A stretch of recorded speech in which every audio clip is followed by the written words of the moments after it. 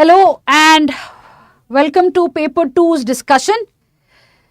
सबसे पहले just wanted to know कि what or how do you feel the paper was? Was it easy, moderate, difficult?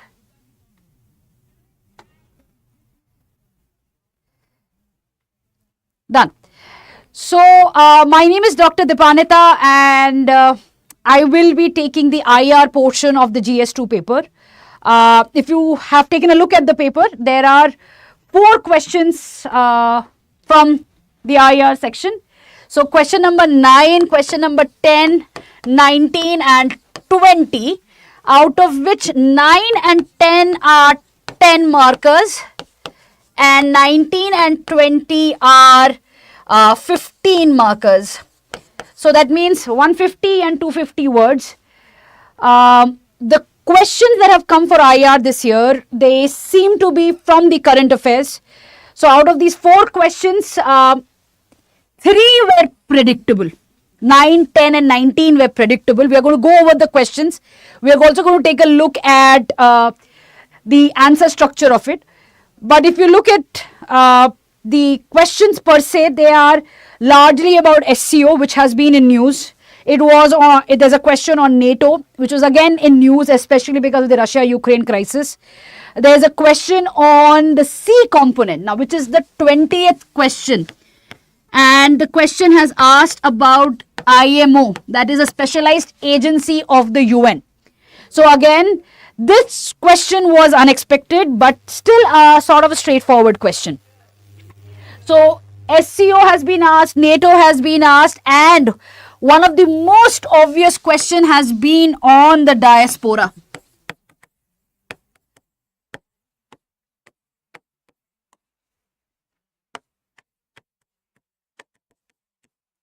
If you look at it, it's all very current affairs based. There is a lot of focus on the ongoing geopolitics that has been there. But what has been interesting is the questions have not just asked for facts. There is a sense of analysis. Now that is where I keep telling students that there are 2 components. One is conceptual clarity, that is your facts, but there is one part of analysis, that is what you have learnt and how you apply it to particular situations. Now that is very important when it comes to IR, because current affairs is just going to keep giving you update after update. But when there is a question about analysis, when it's a question about asking your own opinion, that is where that conceptual clarity is going to come to use. Right? So when we're going to take a look at these 4 questions, you'll understand that it's just not facts, but also an analysis part, also applying those facts in understanding certain situation. Now, before I go on to these questions, I would like to also mention here that the polity, the governance part is going to be analyzed and discussed by Babu sir. He will come just once I finish the 4 answer discussions that I'm going to take right now. Okay, so let's start with the first question. If we talk about the first question,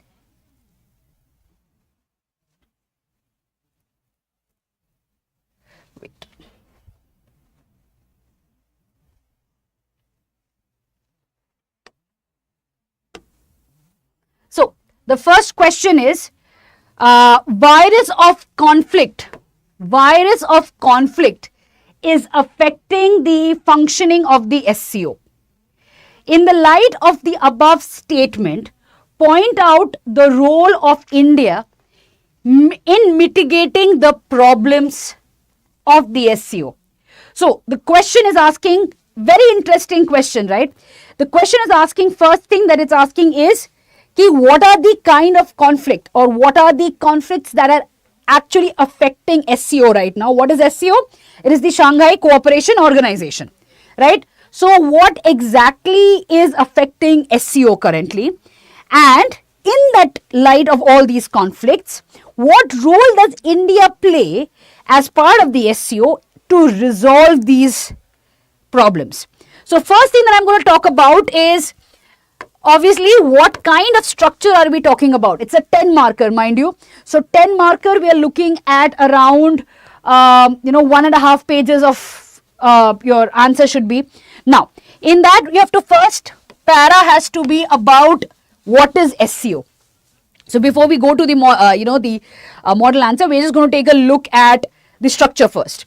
So the first way of writing this kind of answers, when there is international institution that has been asked, it is always safe to start with the international institution. You give an introduction to it. Most important is you share or you write what the actual purpose is of the institution. So for SEO, the main purpose of creating that organization or moving beyond Shanghai 5 was to keep any external power out of Central Asia. So Russia and China both they had decided that US and its allies would not be part of the Central Asian race. So SEO was a formal way of ensuring that there would be no external influence in this region. Following this, there were several other pillars of cooperation that was decided, including tourism, trade, development of Central Asian region, and so on and so forth. Soon after, there was something called the RATS, that's the Regional Anti-Terrorist Structure that had come up. And this is the most attractive thing for India. Why? Because this is a forum where data is shared amongst the member countries on terrorists, their financing, the links, and so on and so forth. So this is something that was very attractive for India, along with access to Central Asia, especially because of the hydrocarbons available there. And out of the hydrocarbons, we are talking about basically gas fields, because of which India joined the SCO in the same year that Pakistan had joined. Now, soon after, it started participating in all these summits, in all the decision making, and so on. So the first para of your answer, that is your question on the various conflicts that is stopping the functioning of SEO, is going to be all about SEO. Now, once you have written your introduction, right, then in the second para, you would have to mention the various conflicts that are there. So what kind of conflicts are we talking about? We are talking about India, Pakistan, because both of them are members. Here it is cross-border. We are also talking about India-China rivalry, that is border, plus rivalry in the trade in various influence, that's the sphere of influence in this region. So influence in CAR. What else are we talking about? India and China, apart from these two conflicts. We are also talking about the border dispute between Afghanistan, Pakistan, the recent border disputes on the Durand line. The fourth thing we can talk about is the border disputes amongst the CAR countries. So these are the four kind of conflicts that have emerged in this region. So the second para is basically mentioning point blank about the conflicts. Write a line or two, that should be enough. Moving on, the third para would be about India's role. So what can India do? So India's role could be, the first thing India can do is, of course, help or provide a platform for deliberation, right? So it can provide support, it can provide skills for negotiation, because India is seen as a trustworthy partner by all the members of the Central Asian region. So which are the basic components of SCO, right? So it can provide a platform that it exactly did during its presidency in the SCO, right? The next thing it can provide is track 2 diplomacy. It can provide CBMs, that is confidence building mechanisms. What are CBMs? CBMs are basically joint military exercises, visits. Such things are known as CBMs. Now, India's role can be seen in these things. You can also talk about people to people connect, you can talk about business to business, you can talk about G to G. So you can basically point out these things as India's role in mitigating these previous issues. Now, the fourth para will obviously be about India's presidency. Okay, India's presidency, because this is recent news. So, what was the theme? It was about initiating a secure SCO. It was about secure SCO, in which the focus was on terrorism. Okay, the focus was on terrorism. Now, terrorism is something that affects all the which countries? All the member countries, including Pakistan, ironically, because the TTP is seen as a terrorist organization affecting Pakistan. So all countries are being affected, the member countries are being affected by terrorism, and this is something that India has talked about or focused during its presidency. So again, trying to bring the member countries together on things that unify them. Second thing that India did during its presidency was it indicated that it will not support China's BRI. It clearly mentioned that because of CPEC, that is the China-Pakistan Economic Corridor, India is not going to go ahead with BRI. Now, this was a signaling of strategic autonomy. That is, India has chosen to go ahead and not be part of such a huge project because it is going against its national interests. Now, this is something that India has been doing over the past few years, and it has been indicating that India is going to play the role of a regional power by maintaining strategic autonomy, by being the balancer. And this is exactly what India did in its presidency. It gave hope to these Central Asian region countries that they too can follow strategic autonomy. So, in conclusion, you're basically bringing in India's presidency and you're going to talk about that what India has recently done. Now, this is just one structure that you could follow when you're going to write such an answer. Now, if you're talking about any kind of international institutions, this kind of a structure, that is starting with the introduction, moving on to the problems, then the solution to the problem, finally coming to the current affairs, is usually the thumb rule for writing an answer on international institutions. But there are multiple other combinations you can do. For example, you can start with current affairs and end up with the negative, that is the limitations, or you can also end up with the a positive tone of writing. It all depends on how or what kind of combination you're going to write. But these are the four basic pillars that have to come in your answer for such kind of a question. I hope you have understood this, the kind of structure that we are talking about. Now, let's just go to the model answer now. So, the SCO, that's again, we have started off with the, talking about what exactly is the SCO. We have also mentioned the recent, that's the current affairs right at the beginning, that is towards a secure SCO. Moving on to what exactly it focuses on. So all of this is in the first para itself. It is the,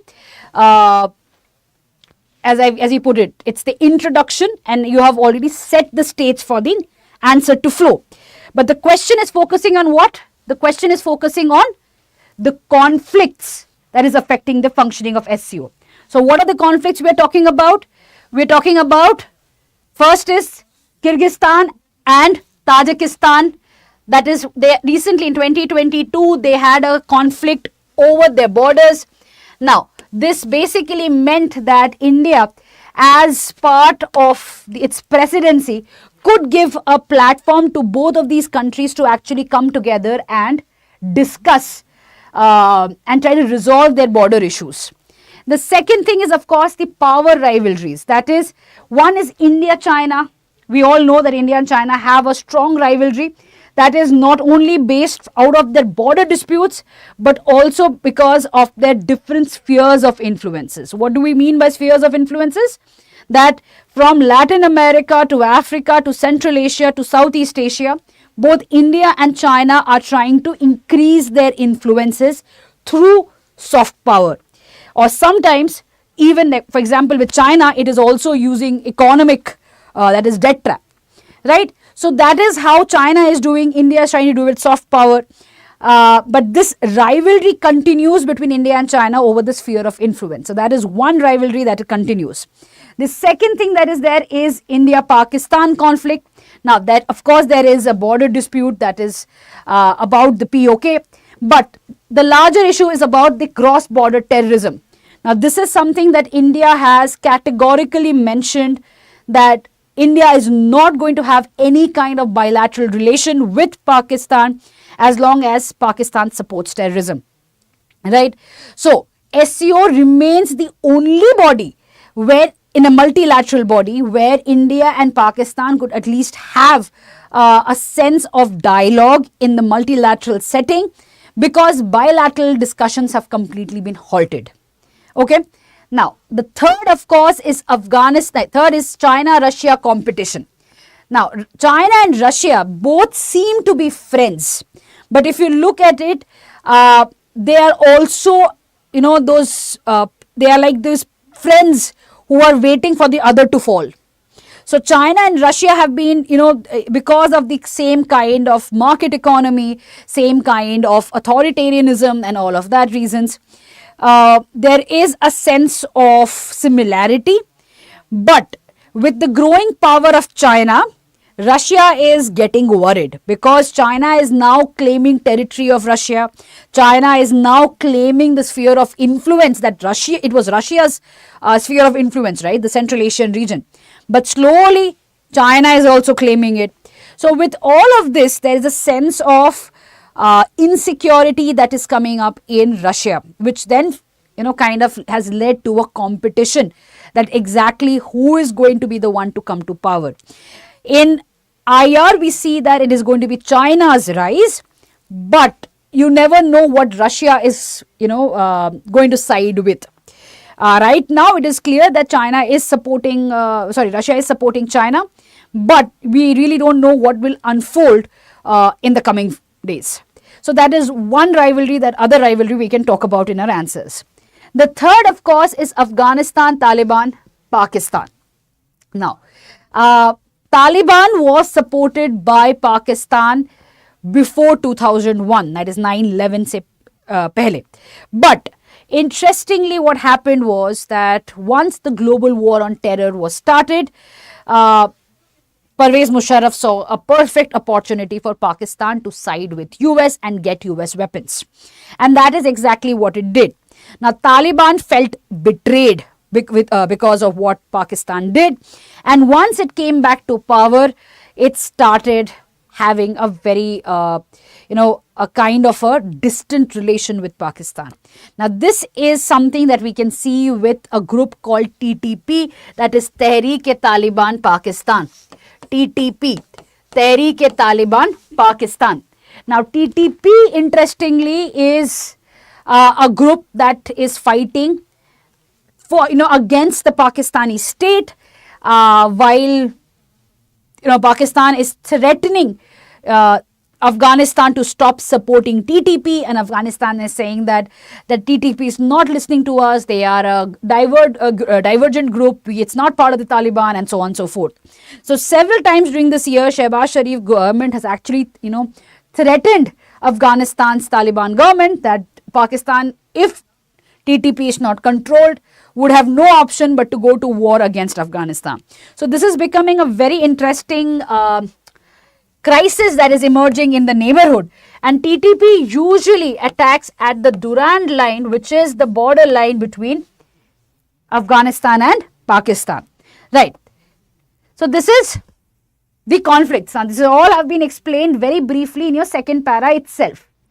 Now, the third para is about what role can India play. So, A, promotion of dialogue. Now, India has always given a platform for countries to come and deliberate. India has always talked about a healthy deliberation without any country dominating it. For example, even during its presidency, India kept saying that the dialogue should not be dominated either by Russia or China. There should be a healthy representation of opinions by the Central Asian countries itself. So, promotion of dialogue is something that India has constantly provided in all its presidencies till now. Now, interestingly, it has also talked about role of playing the role of a mediator between Tajikistan and Kyrgyzstan. Now, as I mentioned before, Tajikistan and Kyrgyzstan, there's a border clash. The border clash happened in 2022, and the border clash was a very sudden spark of violence that happened in that region. Okay, so India can or has that capability of playing the mediator role to solve the problem. Now, interestingly, if you remember, now this is something for your prelims understanding. India has got 2 military bases, that is air bases in Tajikistan, right? Now you can go and look for these 2 air bases, which one they are, or you can actually write it in the chat if you know the answer. The second thing is CBMs, that's confidence building mechanisms or measures. It does help reduce tensions, enhance trust. Now, what are CBMs? CBMs are basically joint military exercises, visits, and government to government, people to people, business to business ties can be seen as CBMs. Then there is track 2 diplomacy. Now, what is track 2 diplomacy? Track 2 diplomacy is basically so let's first understand what is track 1 before we come to track 2. So, when we talk about track 1 diplomacy, track 1 diplomacy is basically between government officials with government officials, right? So, there are people who are in the government, for example, the people from the foreign service meeting the people from the foreign service, or politicians meeting the politicians. So, basically, whenever this kind of a diplomacy happens, that is known as track 1 diplomacy. Now, when let's say 1.5, that is track 1.5 is basically one or few members from the government along with few non-government officials. For example, could be academicians, could be journalists, could be business people. Now, they are going along with the same combination coming from the other country. That's known as 1.5. Now, track 2 diplomacy means that it is completely non-official. It is non-official, that is, there is no government official in track 2 diplomacy. Track 2 diplomacy is also known as backdoor diplomacy. That is when you are basically talking outside, so there's no government representative there. You are basically talking between civilians, could be academicians, could be retired diplomats, retired government officials, and you're basically understanding what the other party feels. You take that message back to your government and try to figure out if there can be any kind of dialogue. So that is known as track 2 diplomacy. Okay. The other kind of role that India can play is focus on economic cooperation and regional integration. So, India has been focusing on creating a lot of connectivity projects, right? Corridors, especially the INSTC, that is the North-South Transport Corridor, International North-South Transport Corridor, which basically begins or interconnects India through the sea via to Iran's Chabahar port. From Iran's Chabahar port, it will take you to the Caspian Sea to Russia, and then from there onwards to Europe, right? So the INSTC, if you look at it, it's also a combination of road as well as a maritime corridor, because from Europe it will enter into the Mediterranean Sea, crossing through Suez Canal. From Suez Canal, it's going to enter the Red Sea. From Red Sea, it's going to come closer to the Bab el-Mandab, that's the choke point, from Bab el-Mandab to the Indian Ocean, right? So, it's a combination of road, rail and maritime, something very similar to BRI. And this is something that India has been promoting as INSTC for a very long time. And if this project takes off the way BRI has, it's going to provide more connectivity to the CAR region, and that's the Central Asian region, along with regional integration.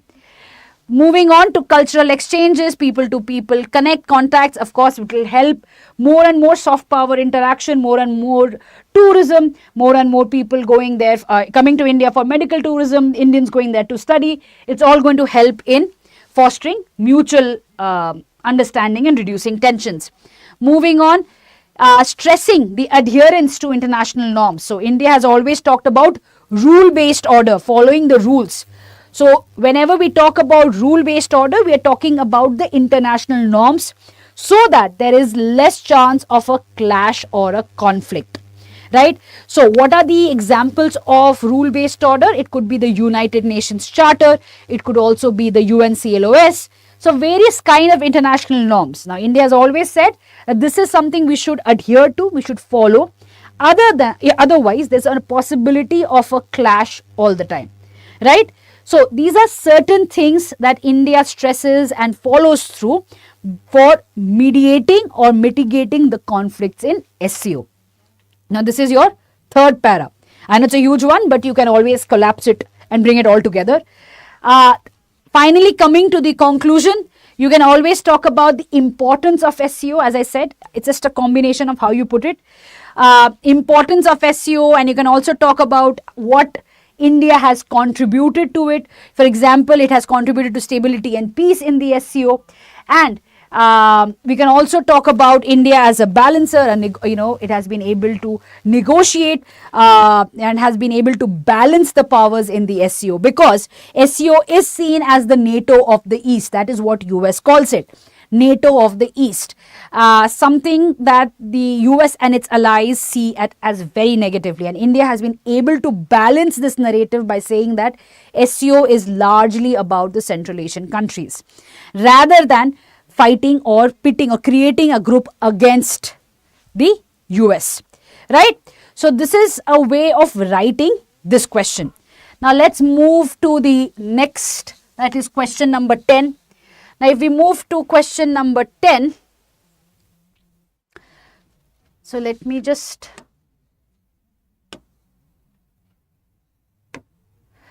okay, so question number 10 is, in the Indian diaspora has scaled new heights in the West, describe its economic and political benefits for India, right?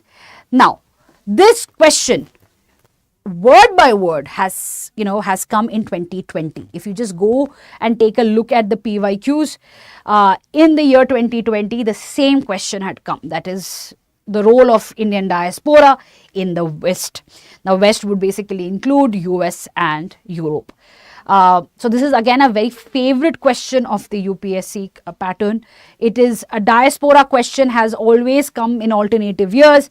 Either it's West or it's Gulf. This year it has been on West.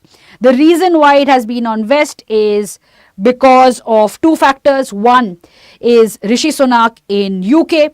The second, of course, is Vivek Ramaswamy, presidential candidate of the US, who is making a lot of waves in the US presidential debates. Now, basically indicating that there is a strong Indian diaspora which is visible in different political setups across the world. So if you have even taken a look at the various WhatsApp forwards and the memes, you will see that Fortune 500 companies, out of that, the top ones, all of the CEOs are actually Indian origin, right? For example, you will have Google, and you will have several of them that are there. They are all coming from the Indian origin background or part of the Indian diaspora. So this is a question that has been repeatedly asked. The question is asking about economic and political benefits, right? Economic and political benefits. Now, if you take a look at the structure of it, let's just, it's a very standard structure for a question on diaspora. That your first para is always about the waves of diaspora, right? So if you look at diaspora, there were basically three waves or we can always say the older wave and the newer wave, and we divide the newer wave then. So the older wave was basically during the colonial period, Indians who were taken, the Girmitiya system. You can also talk about the Indians who went there as plantation workers and so on and so forth. That's the older wave of diaspora. In the newer wave of diaspora, there are two sections that we have to talk about. One is the skilled labor, the skilled migrants. Now, the skilled migrants are the ones who have gone to US, UK and other parts of Europe, let's say European Union. Now, the non-skilled or semi-skilled or the semi-skilled are the ones who have gone to Gulf, right? They are the ones who have gone to Gulf. So there are two waves. The newer wave has got two sections. One is the skilled migrants and the other is the non-skilled or the semi-skilled migrants. Now, the question is asking particularly about the skilled migrants. So, you can always start your answer with this. Then coming out that in the Western countries, it is the skilled migrants who are who we have to focus on, because the diaspora, the Indian diaspora is educated, they are salaried and they are well settled in these countries, right? They are actually an asset to these countries. Now, in the second para, you have to talk about political and economic. It's always better to start with the economic factors. You can talk about the remittances in this case. Right? Apart from this, you can also talk about that the diaspora invests a lot in various startups and industries in India. So, it's also a source of investment. The third para is of course about the political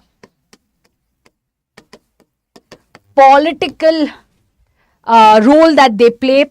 Remittances, you don't, Radha Krishnan, you don't know what remittances, or you want me to explain what that remittances are? Remittances is basically the money that they send, the salary that they earn, part of which they save and send it back to India. So, it's basically foreign exchange coming to India, right? So, political, if we talk about it, political would be the kind of lobbying. Do you know what is lobbying?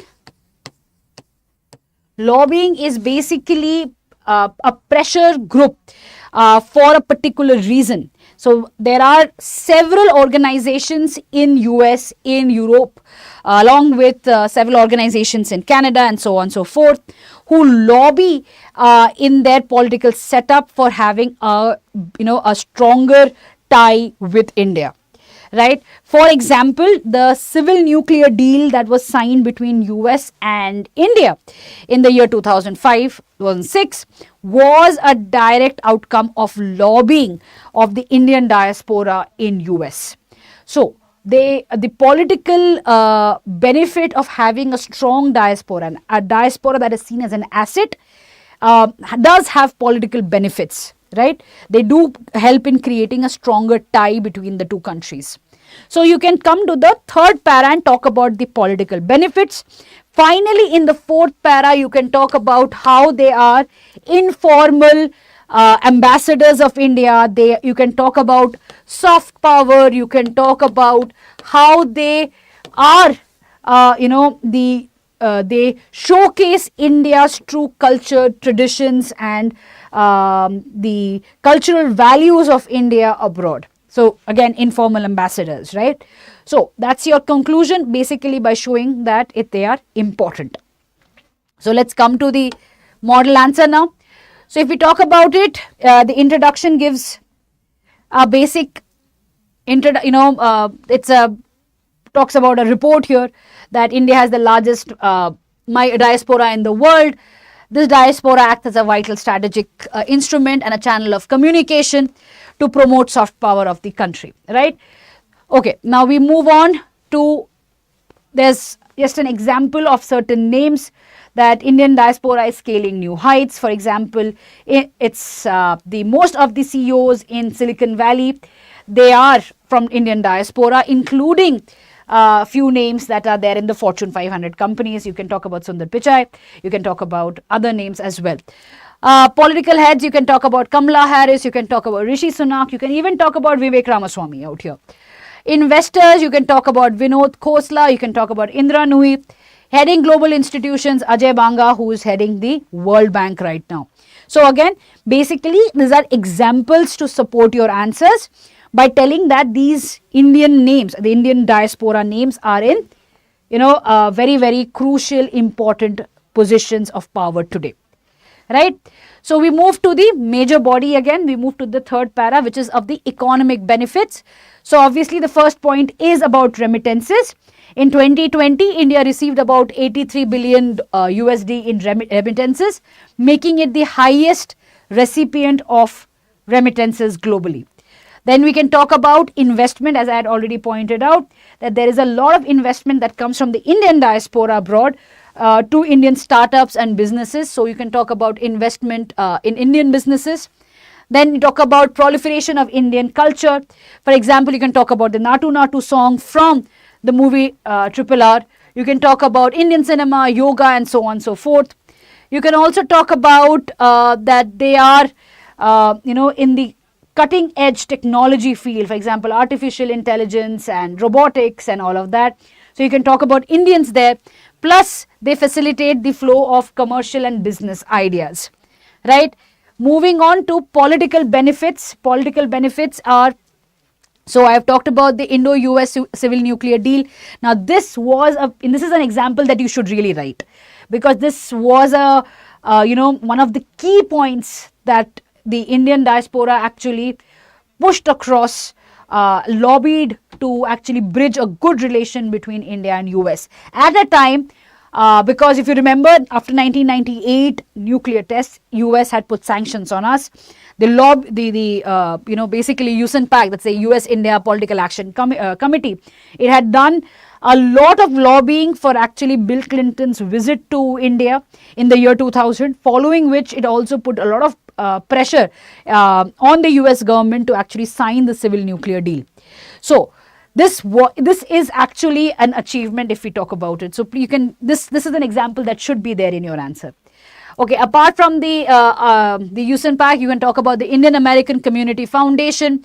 You can also talk about the recent group that has come up, which is again, that was a very, very small but very powerful group that supports the Republican Party, and they supported Trump, and they are now supporting Vivek Ramaswamy. So this is again a very small group. They usually go by the name of Hindu for Trump, but they also said that they are ready to change their name and just talk about supporting the Republican Party. So again, Indian diaspora is a key thing when we talk about US politics. Now, if we talk about UK also, you can see Rishi Sunak, and you can see how the recent visit of Rishi Sunak for the G20 presidency was seen as a highlight, right? The way he came in and way he visited certain temples, for example, the Akshardham temple and so on and so forth, kind of brought the message of the Indian diaspora and the return of the prodigal son back to home and so on and so forth. The message was clearly sent across.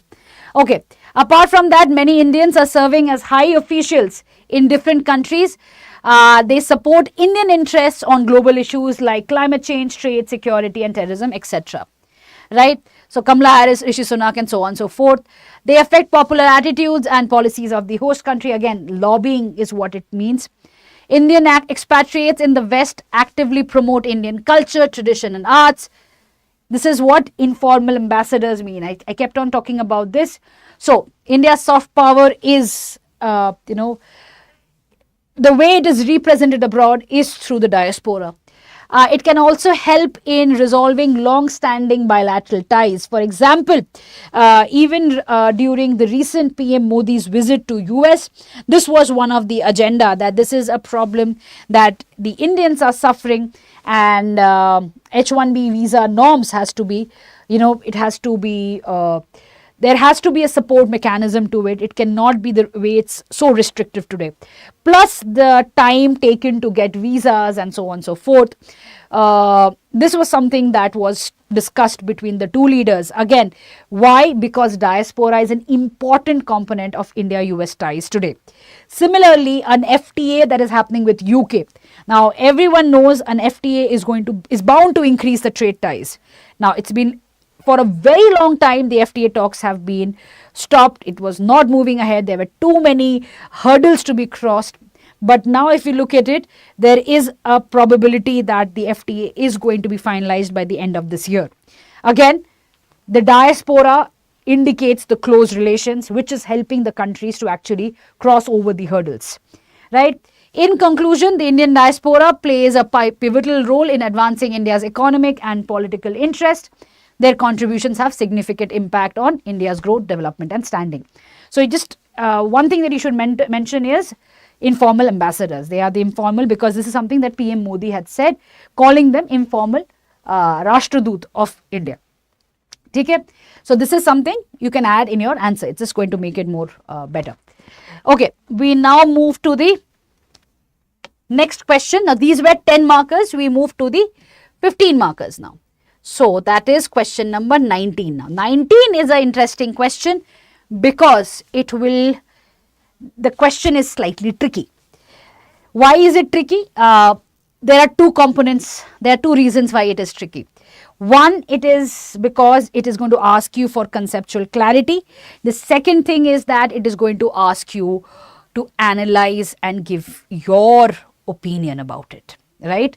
So, your opinion means that there are three ways you can take the answer. You can say yes, you can say no, or you can say maybe have a more balanced approach. So I'm going to give you all the three approaches, give you very briefly, but the answer right now behind me is a positive answer. Right, so let me first read the question out to you. The question is, the expansion and strengthening of NATO, that is again, expansion and strengthening of NATO and a stronger US-Europe strategic partnership works well for India. Okay, so the question is talking about strengthening of NATO and a stronger US-Europe strategic partnership which works well for India. What is your opinion about this statement? So it's asking your opinion about this statement. Give reasons and examples to support your answer. Okay, so expansion and strengthening of NATO, which basically means security, increasing security or a military alliance. Second is a stronger US-Europe strategic partnership works well, right? So there are two components to the question. What is your opinion? Now let me come down to this question now. So you can, which is one of the most obvious stand to take, is that yes, it works well for India, right? It works well for India. So let's talk about that first. So let's say yes, it works well. Okay, so first is going to be deterrence. Now what are we talking about? We are talking about that strengthening of NATO, that is expansion of NATO by, which is the recent member, Finland coming in, right? So expansion of NATO along with the stronger US and Europe ties. Remember, the stronger in US and Europe ties is in light of, there was at one point of time, Europe was going very close to China. This kind of made US feel very, very insecure. So US actually had to pull up strings and say, "Ki, cut ties with China, else there will be a problem." So Europe started distancing itself from China. Right now, if you look at it, Europe is steadily moving away from China in order to get, back to the strong strategic partnership it had with US. So both the issues, that is strengthening and expansion of NATO along with a strong US and Europe partnership, is extremely important in the light of US-China rivalry.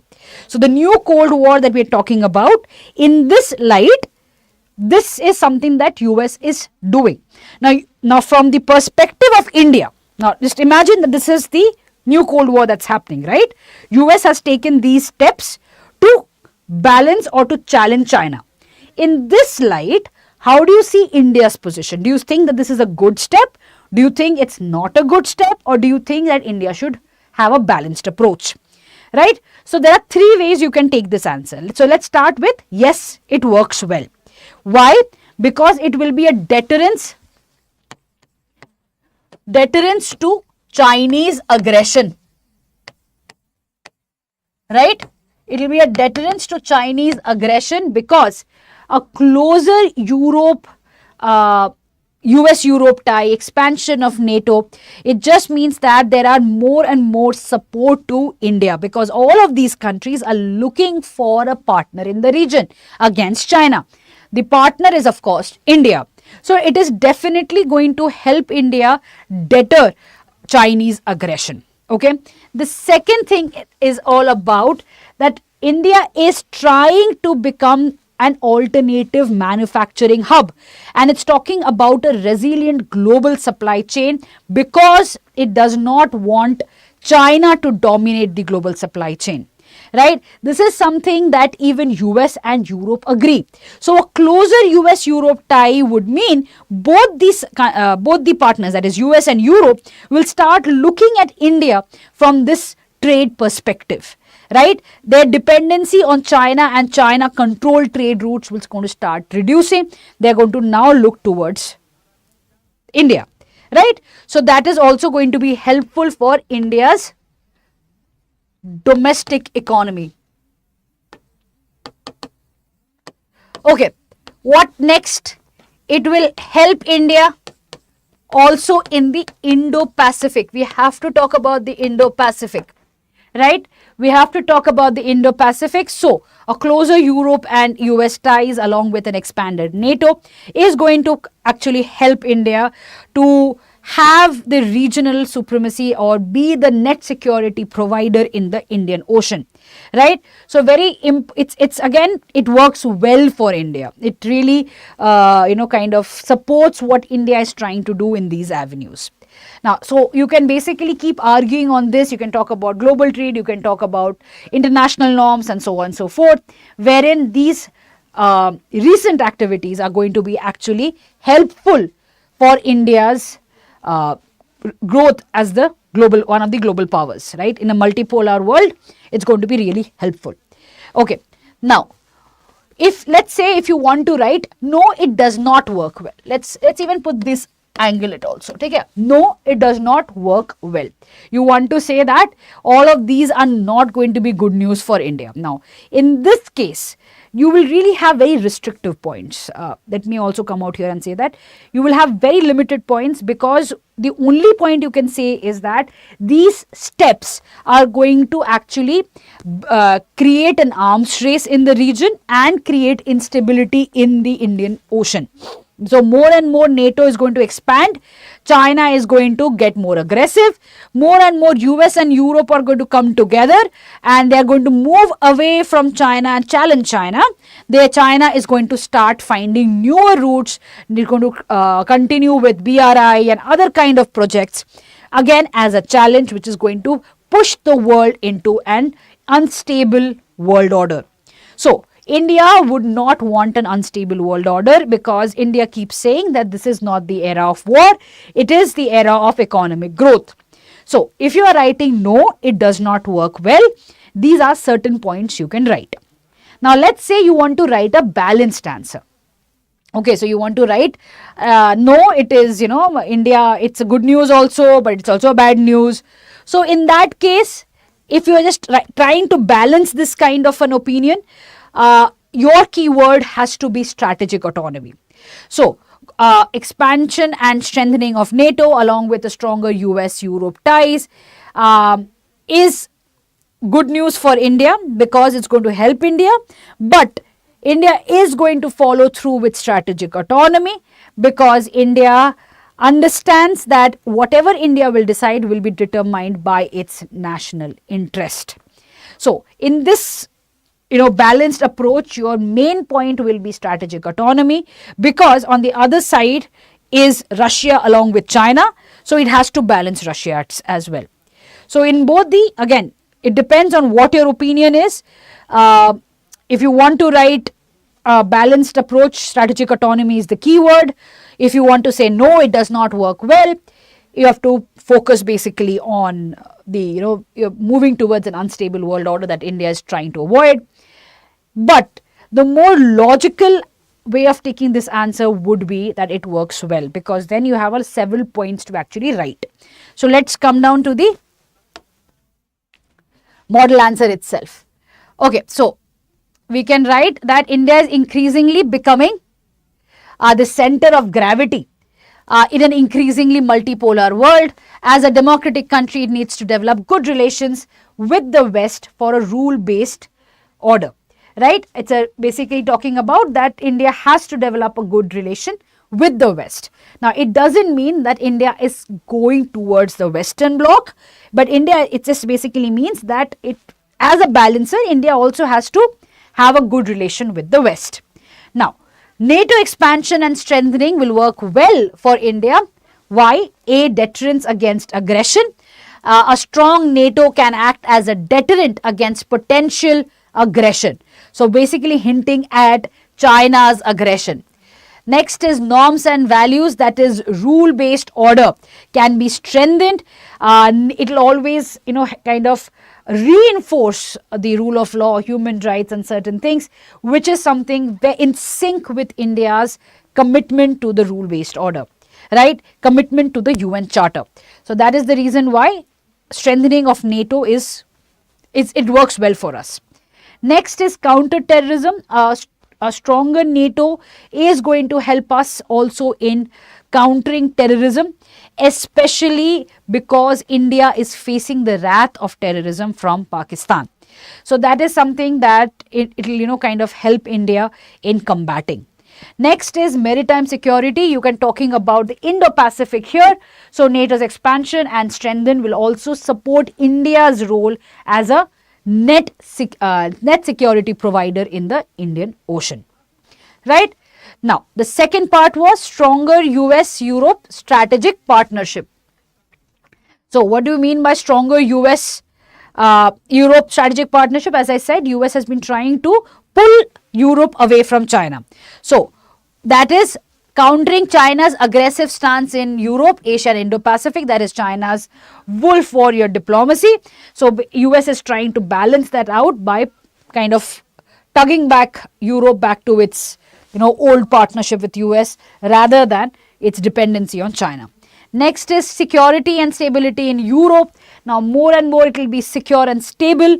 The chances of the FTA actually becoming a reality, plus the impact of the FTA in increasing trade numbers would be a reality, right? So, it's more stability would mean better trade always. Then we have technology transfer. India as a partner in the region will be benefiting from technology transfer from the Western allies.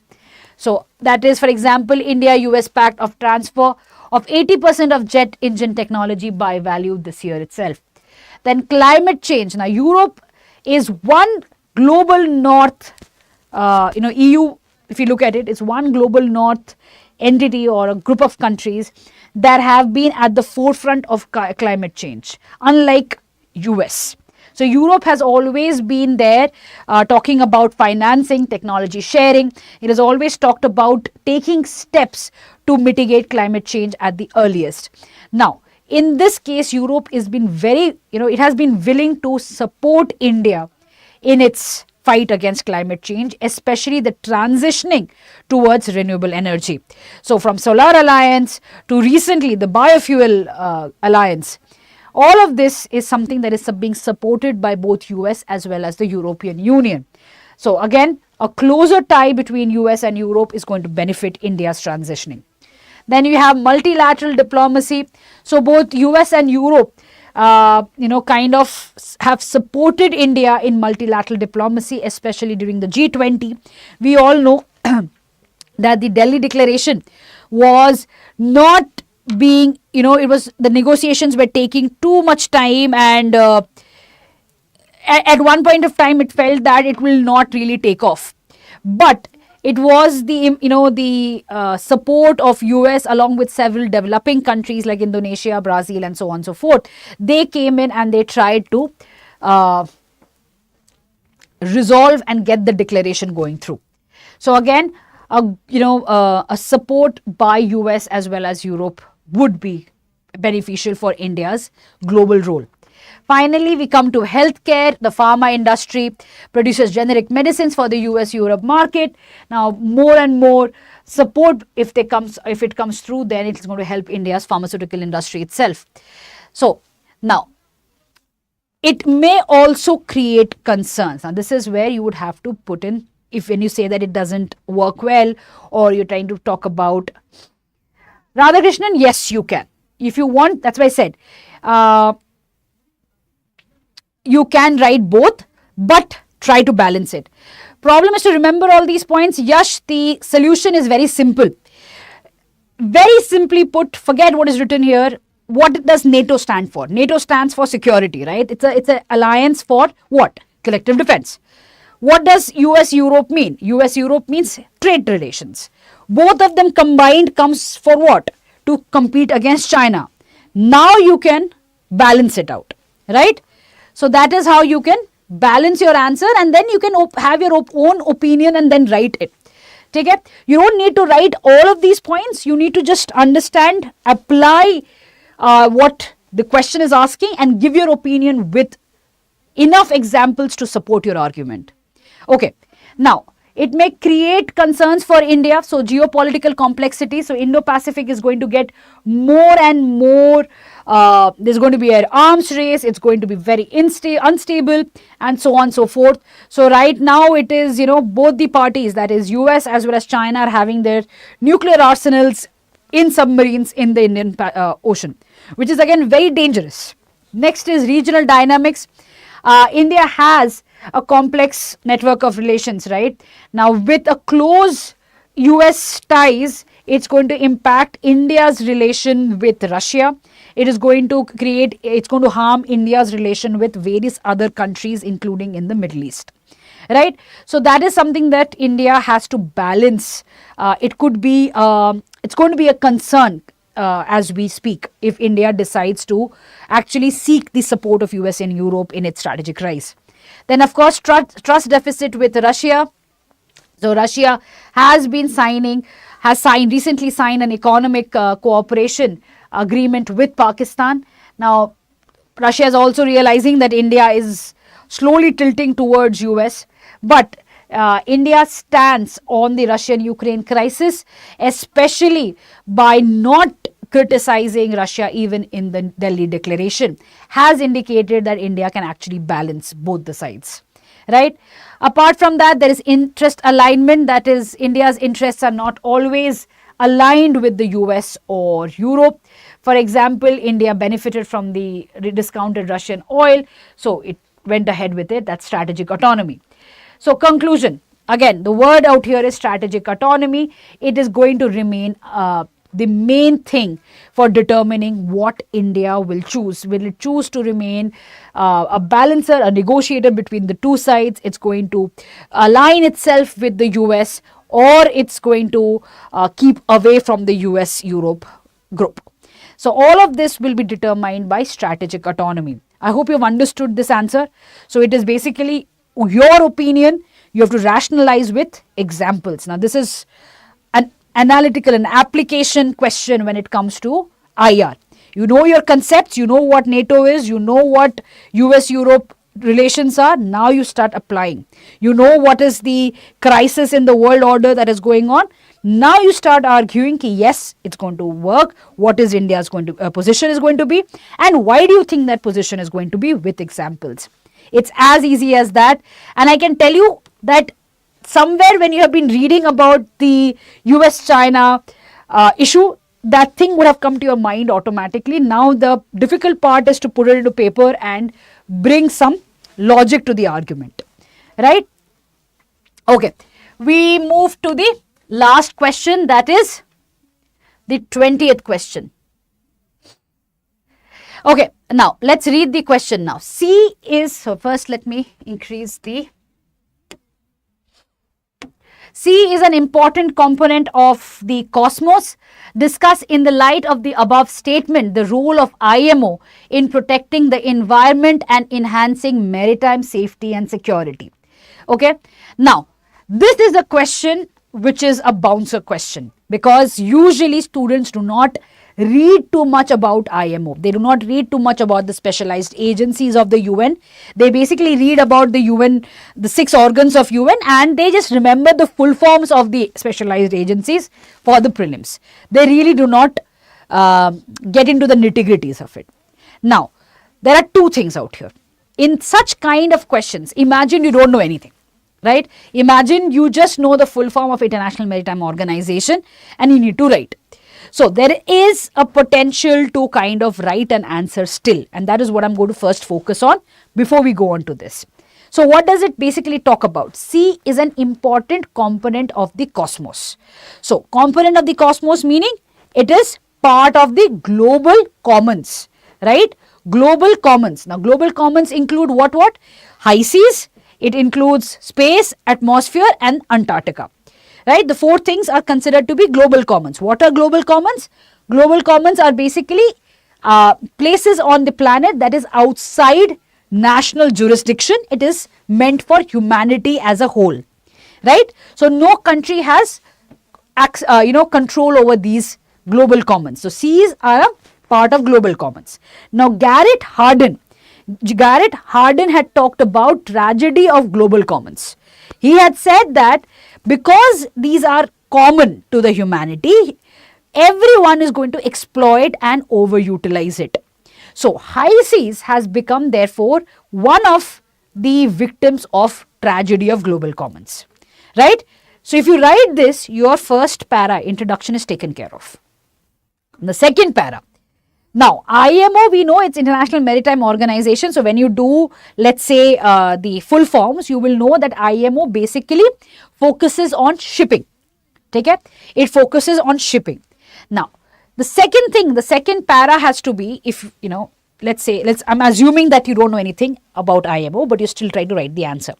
The second para is going to be about global shipping. We know that around 85 to 90% of the global trade happens through international shipping, which means that this is one area that needs to be regulated under the UN in order to have clear framework for not only security but safety along with protecting the environment. So you have already now placed the shipping thing there. Next point you have to write is that IMO as a specialized agency of the UN is responsible for this. So in 2 paras you have actually established what is an IMO. The next 2 paras, and I'm again and again saying this is only, let's say you do not know about IMO. The next 2 paras you're going to be writing about how IMO has been able to. So if we talk about international shipping, just assuming again you do not know IMO, what is the first thing that's going to come? A, you need to regulate who is traveling where, there has to be information sharing. Second, pollution, right? So many ships moving, there's bound to be pollution. Third thing, oil spillage, because that is one concern that keeps happening. Oil spillage, because there are oil containers that are going, one crashes, there's going to be a huge oil spillage. Somebody needs to compensate, somebody needs to make the rules. IMO. Fourth thing, we all know what is blue economy, sustainable lifestyle based on the ocean, right? So you can talk about that. And fifth argument that you can write is about Sustainable Development Goal 14, which is life under ocean, right? So if you know these 5 points, you have written about IMO. Use logic. You will automatically be able to write this answer. So again I'm repeating, shipping se kya, what will you join? Traffic. You know that Panama mein काफी traffic हो रहा है, because again it's in the news. Suez Canal is also having a lot of traffic problems. So somebody needs to regulate it. Second is going to be about pollution. Third, about oil spillage. Fourth, blue economy, fifth SDGs, right? So all of this is going to be there. Now, let's talk about the contribution. Now, this is a shortcut that I just told you, right? Now, let's say you know about IMO and this is going to be a ठीक है ठीक है बस हो जाएगा हाँ ठीक है okay. We come down to the contribution. Now, this is where the right answer is, where you're going to give points in your GS in exact details of the IMO. Okay. Now, this is again when you know the points. Okay. So, what is contribution of IMO in protecting the environment? The first is the Ballast Water Management Convention that came in 2004. What is the Ballast Water Management Convention? It basically creates a framework, basically a guideline for the treatment and discharge of ballast water. Ballast water is basically water that is released by the ship. There's water that keeps traveling through the ship's engine to cool the, the engine of the ship.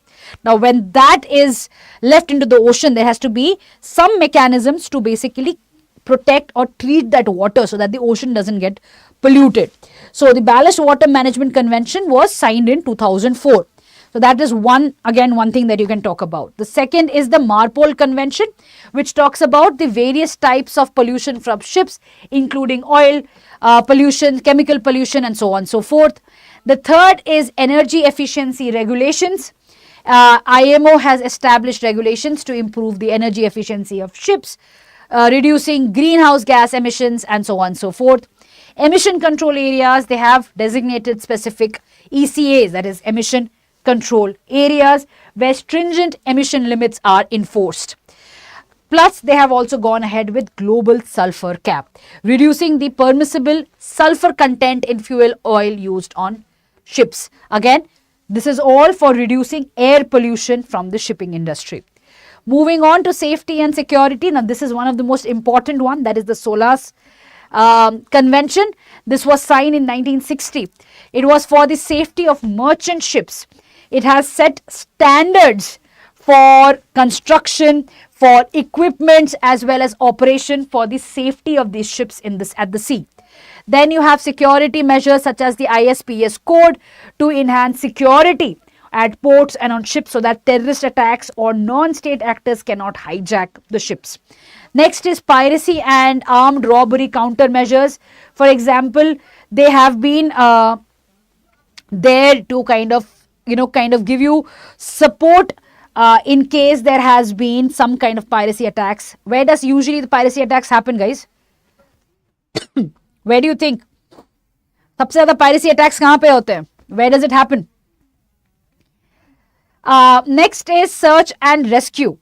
So, IMO's global SAR plan ensures that search and rescue services are available globally. So, even, they are there. If any ship needs help, they are right there to help and rescue them, kind of support them if they have any kind of problems. So, these are two areas that you are talking about.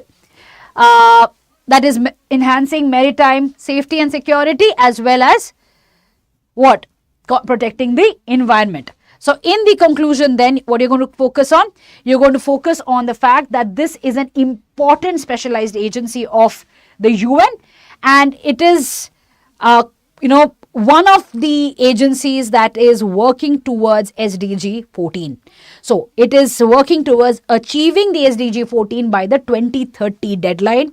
It is working towards fighting or giving countermeasures against dangers such as piracy. Lekam, piracy happens at the Horn of Africa. It is right near Bab el Mandab, the Somalian piracy. So, whenever we talk about IMO, we talk about UN, they are basically fighting piracy in these areas, right? I hope you have all understood how to write, how to frame your answers. If you have any questions, do ask. Otherwise, Babu sir is going to take over for polity now.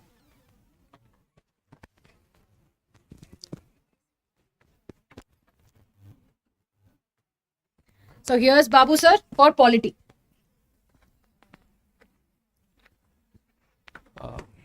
Dear students, thank you, ma'am. So we'll continue with the discussion for the polity questions. So I'll try to take up the session. Just give me a moment. Just a moment.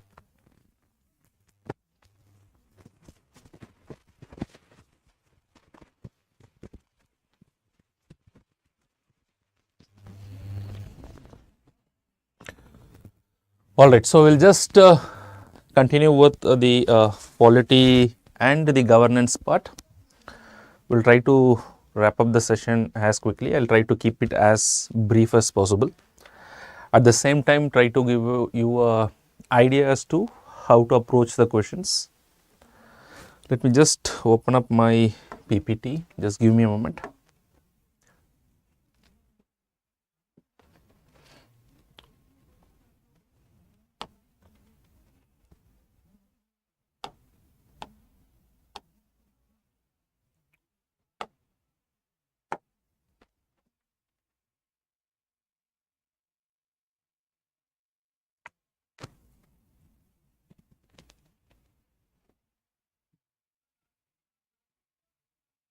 Just give me a moment.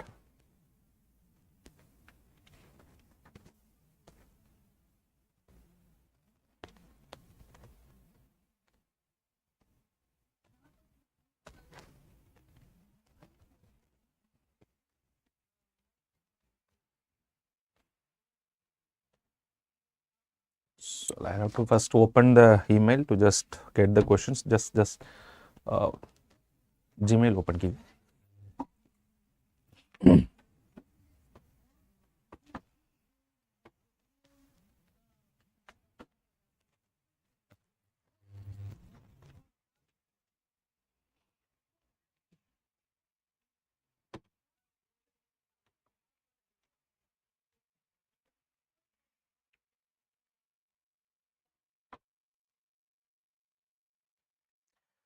So by the time the Gmail is open, so I'll have to download my questions and all those things.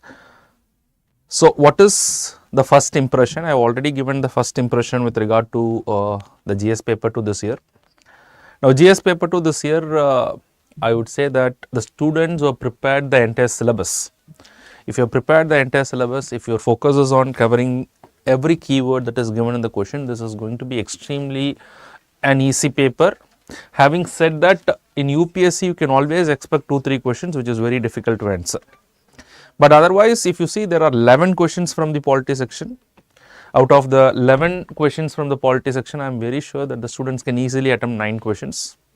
Couple of questions is really difficult even for us to make a research and to find it out, but otherwise 9 questions can be easily answered. Couple of questions from the governance, most of the questions are seen to be a direct question. So I would rate this paper as a easy paper for the students who have covered the syllabus, and definitely scoring around 110 marks is very much feasible. That would be considered to be a very good score. Students who are prepared well can even score more than that. But scoring between 100 and 110 is not a difficult thing. Alright, so what are the areas where the question has been asked this year? So there was a question from directly judiciary. There was one question from alternate dispute resolution mechanism. There was one question from the state legislature, couple of questions from the fundamental rights and the idea of transformative constitution. And apart from that, there was question from parliamentary committees. There was question from role of speaker. Now all these questions are something which is on the expected lines. And there was one simple question from the e-governance, the challenges of e-governance. There was a question from civil society. So all these questions are very much on the expected line. So it is not a very difficult thing. So let us try to understand very quickly as to how to answer these questions. So you'll have to just open the Gmail account. So you are in the process of opening that. So I think the IR discussion has been completed. So I'm not going to take much of your time. I'll just be crisp to the point and try to cover up as much as possible because it's already getting late.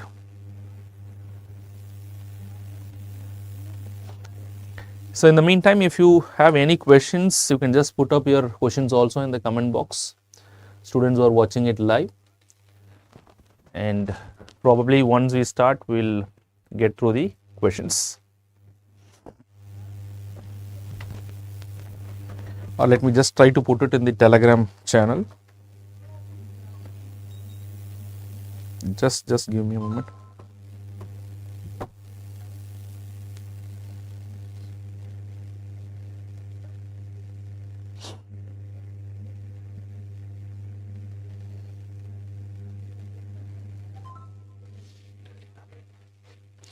Students, just give me a moment. I'm just sending these PPTs and all those things to the Telegram channel. We'll just open it from the Telegram channel.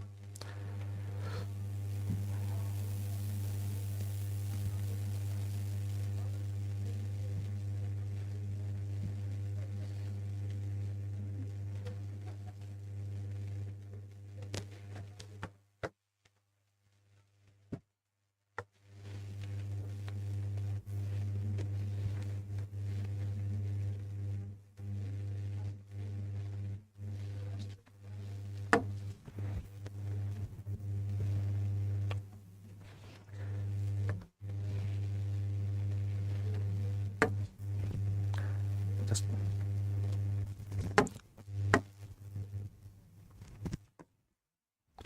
so we'll just see up the questions one by one. Let me also just open up the PDF file.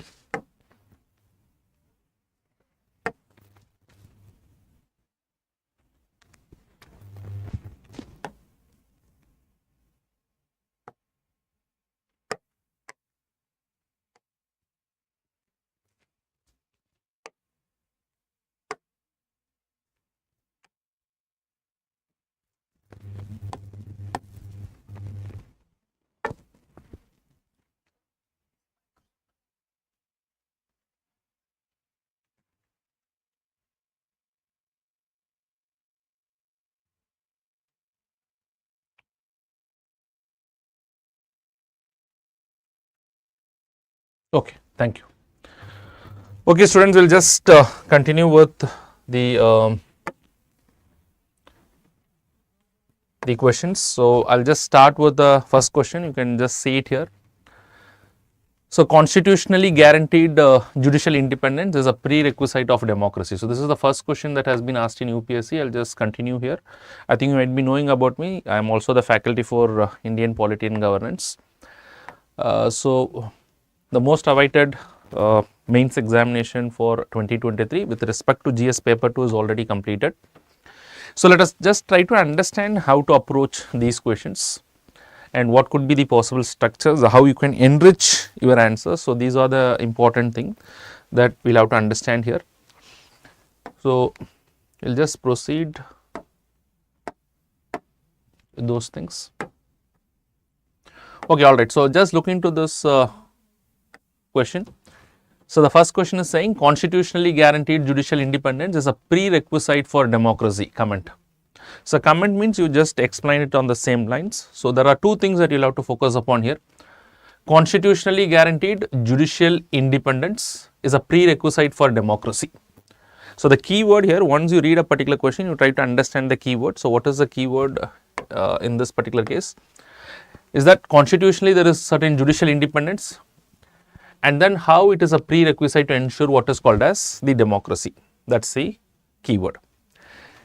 How you are going to relate as judicial independence as one of the key importance to ensure the principles of democracy.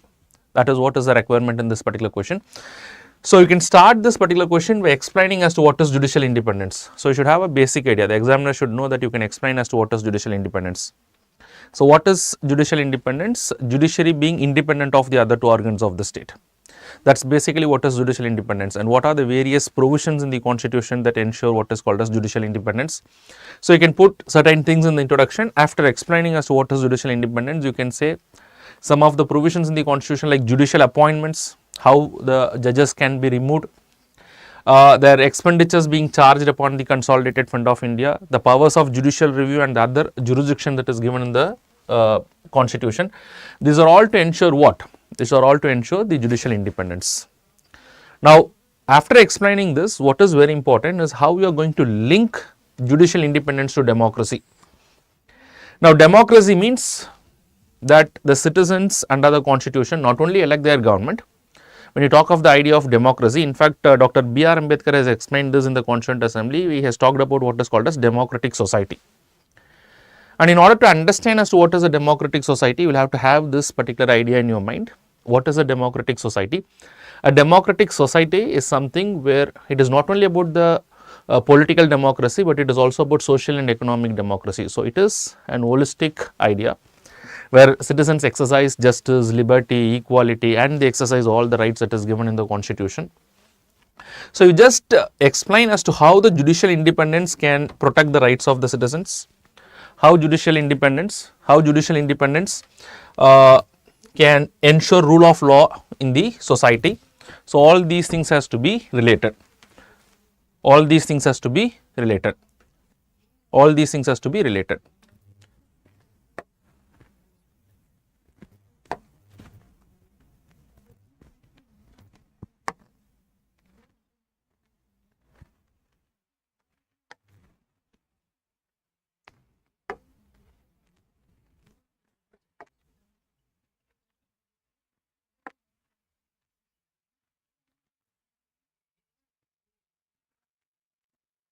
Okay, so all these things has to be related. So, you can see that how to judicial independence helps in protecting the rights of the people, not just the rights of the people. How judicial independence protects the rights of the people. You just try to give few examples. So, here you talk of the right to freedom of speech and expression. So, right to protest is a fundamental right. Is the judiciary protecting all these rights? One example that you can quote is, so in polity paper it is all about the examples and the other ways of enriching the answers. So, for example, recently there was a Citizenship Amendment Act, people started protesting against that, and the right to protest was protected by the Supreme Court. In many instances, right to freedom of speech and expression has been protected. Section 66A of Information Technology Act was struck down. In this Shreya single case, section 66A of Information Technology Act 2000. So, try to give couple of case studies or the examples that is going to enrich your answers. Rule of law. Recently, a number of cases with regard to sedition, where the government was trying to misuse its power. So, many individuals has been given remedy by the court who are arrested on the grounds of sedition. That is how the arbitrary exercise of power is checked upon by the courts to ensure what is called as rule of law. In fact, recently the Supreme Court of India has directed to file cases against people who have engaged in what is called as hate speech. There was reluctance from some of the government authorities, some of the state governments, to file cases against those people who are engaging in what is called as hate speech. Supreme Court directed that you will have to file the cases. So, try to understand that on the one hand we are talking about judicial independence, we have introduced with judicial independence as an introduction. We have given the examiner some idea as to what contributes judicial independence, what are the various provisions in the constitution related to judicial independence. Not only that, how this judicial independence ensures rule of law, how the judicial independence protects the rights of the people, thereby we ensure the democratic credentials in the constitution. And with examples, you can give the case laws and the examples, and then finally you come and say, without judicial independence, it is difficult to ensure what is called as constitutionalism. I hope students also understand as to what is this idea of constitutionalism. The idea of constitutionalism is something where the judiciary, idea of constitutionalism is something where the constitution is not only in theory, but it is also put in practice as to whatever is given in the constitution. And according to the Constitution of India also, who is the final interpreter and who is the guardian of the constitution? It is the Supreme Court of India, and to be very specific, it is a judiciary. So, in order to perform its duty effectively, judicial independence is very important, okay. And that is the reason the Supreme Court has also recently declared judicial independence to be part of the basic structure. If you want, you can put that in the NJSC case. In the NJSC case, there 2015, the judiciary has declared judicial independence to be the basic structure of the constitution. As long as you do not put these informations, there is no value enrichment, okay. So, you put all these informations and then automatically there is a lot of enrichment to your answer. So, this is how you can answer to this particular question. So, just try to understand the keywords and try to answer to those questions. So, come to the second question. So, let us quickly go to the second question. See here, who are entitled to receive the free legal aid? So, the question is very direct, who are entitled to receive the free legal aid? So, here you should be saying as to who are entitled to receive the free legal aid. So, a couple of years back there was a question in the prelims itself, who are entitled to receive the free legal aid, but now it has been asked in the mains examination. Assess the role of the National Legal Services Authority in rendering the free legal aid in India. So, what is the role of National Legal Services Authority in providing free legal aid? That is the question is all about. So, how do you start your question? You can give an introduction as to what is the need to come out with the free legal aid in the first place. Because Article 39 of the Constitution in Directive Principles of State Policy ensure that it is the duty of the state to ensure or to provide what is called as a free legal aid.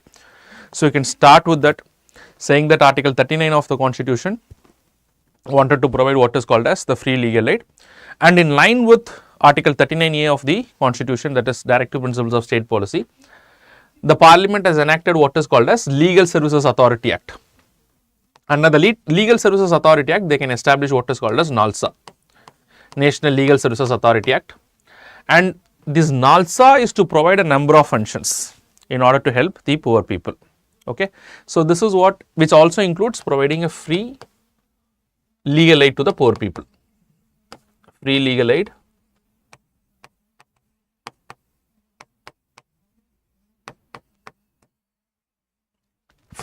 to the poor people. So, that is one of their function. So, under this, who is entitled to get? So, once you give an introduction, then you can also say as to who is entitled to receive this free legal aid. Under the Legal Services Authority Act, scheduled caste, scheduled tribe, women and children, victims of trafficking. You understand what is trafficking, which is a violation of fundamental right under Article 24 of the Constitution. Victims of trafficking, disabled persons, victims of disaster and industrial workmen, people who are receiving certain annual income which is prescribed by the state, which may be prescribed by the state government and the central government. So, the state government and the central government can prescribe certain limit, and whoever is getting annual income below that particular limit, so they can also entitled to get the free legal services under the National Legal Services Authority Act. So, we are just trying to understand, we are just giving an introduction as to what is the relevance of this legal services authority, because the government has an objective, or the government has the responsibility to ensure what is called as free legal aid as per Article 39A. And now we are just then explaining as to who are entitled, after giving the introduction, who are entitled to get this free legal aid. Now, the next part of the question is assess the role of the National Legal Services Authority. In fact, although not required as per the question, if you look into this Legal Services Authority Act, it not only provides for State Legal Services Authority, National Legal Services Authority, it provides for State Legal Services Authority, it provides for a Supreme Court Committee, it provides for a High Court Committee, it provides for District Legal Services Authority, and it also provides for what is called as, apart from District, Taluk Legal Services Authority. Now, all these authorities are established at different levels. And why all these authorities are established? All these authorities are established in order to provide some kind of free legal services to the poor people. Not only to the poor people, to all these sections. So, what are the functions? So, you can briefly explain about what are the functions that is performed by the National Legal Services Authority. So, free legal aid, free legal counseling, help them in generating legal awareness, they can conduct research about these people, and they can also conduct what is called as Lok Adalat. So, you can also mention about Lok Adalat, because Lok Adalat is a mechanism of providing alternate dispute resolution mechanism. So, either they can help them in going to the court if they want to fight the cases in the court for these people free of cost. So, they can help them in filing the petitions. The lawyers from these authority can appear on their behalf, help them fight the court cases, or they can also sometimes establish what is called as Lok Adalat, which is an alternative dispute resolution mechanism. And in alternative dispute resolution mechanisms, they can settle down the disputes by arbitration, conciliation, and negotiations. That means not necessarily they have to go through a court system. They can engage in some kind of discussions, and through discussion also the matter may be amicably settled, where there is a win-win situation in this particular case. Okay.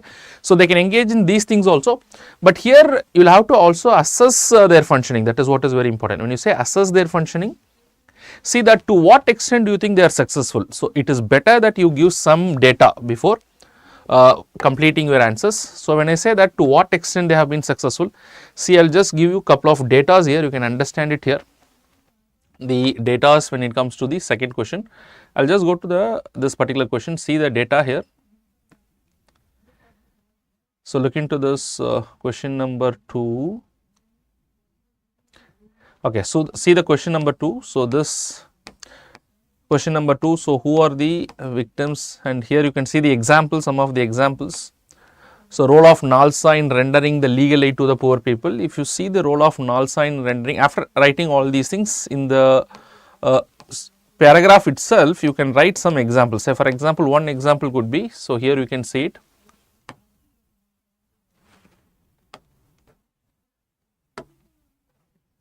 That NALSA has been helpful in providing almost in the last year in 2020, as per the 2020 report which is submitted by NALSA, NALSA has almost helped how many people? 1 lakh senior citizens has been helped. Maybe these senior citizens are the people who are having less income. So, they have approached NALSA and almost 1 lakh people have been given the help. And apart from that, here you can see that through the alternative dispute resolution mechanism, which is nothing but, when you talk of the alternate dispute resolution mechanism, which is nothing but it is the system of Lok Adalat that I was suggesting. So, they can also engage in what is called as Lok Adalat, and through this Lok Adalat also they have settled a number of disputes through what is called as mediation and conciliation. So, mediation and conciliation means it is not through the court system. Mediation means you can have a mediator. Instead of court settling the dispute, the mediator can settle the dispute between these parties, and then finally the order will be passed by the Lok Adalat, which will have the same binding effect as that of the court. So, try to give some data. I am not saying that for every question you will have the data, but during the preparation stage itself, if you are collecting these data, you cannot go and create these data in the examination, but during the preparation stage, if you are able to do that, so that can add value to your answers. Alright. So, once you give some amount of data, that will help you to evaluate and assess to what extent the Lok Adalat has been, or the National Legal Services Authority has been very successful in our country. And then finally, you can conclude the answers. So, before concluding your answers, you can also say that how you can improve upon the function of Lok Adalat. So, what do you think? So, for example, one way that why the alternate dispute resolution mechanism or the functions of NALSA is not very effective, because people are not aware of this. So, maybe you can say that there has to be awareness generation. People's trust in these alternate dispute resolution mechanism is not very great. So, you will have to improve upon the trust upon the alternative mechanism. So, these are all some of the suggestions, although not required in the question, you can do that, so that it can add value to your answers. Alright. So, you start answering this question by Article 39 and Legal Services Authority Act, and then subsequently we explain who are the beneficiaries and then what are their functions, and in order to assess and evaluate, you can give couple of datas, whatever is available to you, and then finally you can conclude this answer. Okay. So, in this way, if you write, you can get up to 50 to 60% of the marks. That is what UPSC is going to give you maximum. They are not going to give you more than that. Alright. So, come to the next question. The states in India seem reluctant to empower the urban local bodies, both functionally and as well as financially. Now, what is the reason as to why the states in our country have been very reluctant? So, this is a direct question which has been asked from the topic of local bodies. If you look into the Constitution of India, the Constitution of India provides for 3-tier structure, not just 2-tier structure, it has a 3-tier structure. Apart from the central government, we have we have the state governments, and below the state government, we also have what is called as the local bodies. And this question is directly coming from the local bodies. If you look into the syllabus talks about devolution of powers up to the local bodies and the issues arising out of them. So, that means the UPSC syllabus itself saying that enough powers has not been devolved to the local bodies, and what are the issues that prevents the devolution of powers to the local bodies. When I talk of devolution of powers, the powers has to be devolved from the state legislature to the local bodies. So, here you will have to read the question carefully. This is what is the mistake that you should avoid. So, normally what is a mistake that the students do? The mistakes that is done by the student is that normally they do not read the question properly. So, look into this particular question. The states in India seem reluctant to empower urban local bodies, both functionally as well as financially. So, do not write questions or do not write pointers which is related to the panchayats. Panchayats are not relevant here. Okay. So, what is very important is it is only related to the urban local body. So, if you take the urban local body here, you will have to use only what? Here you will have to use only about the municipalities.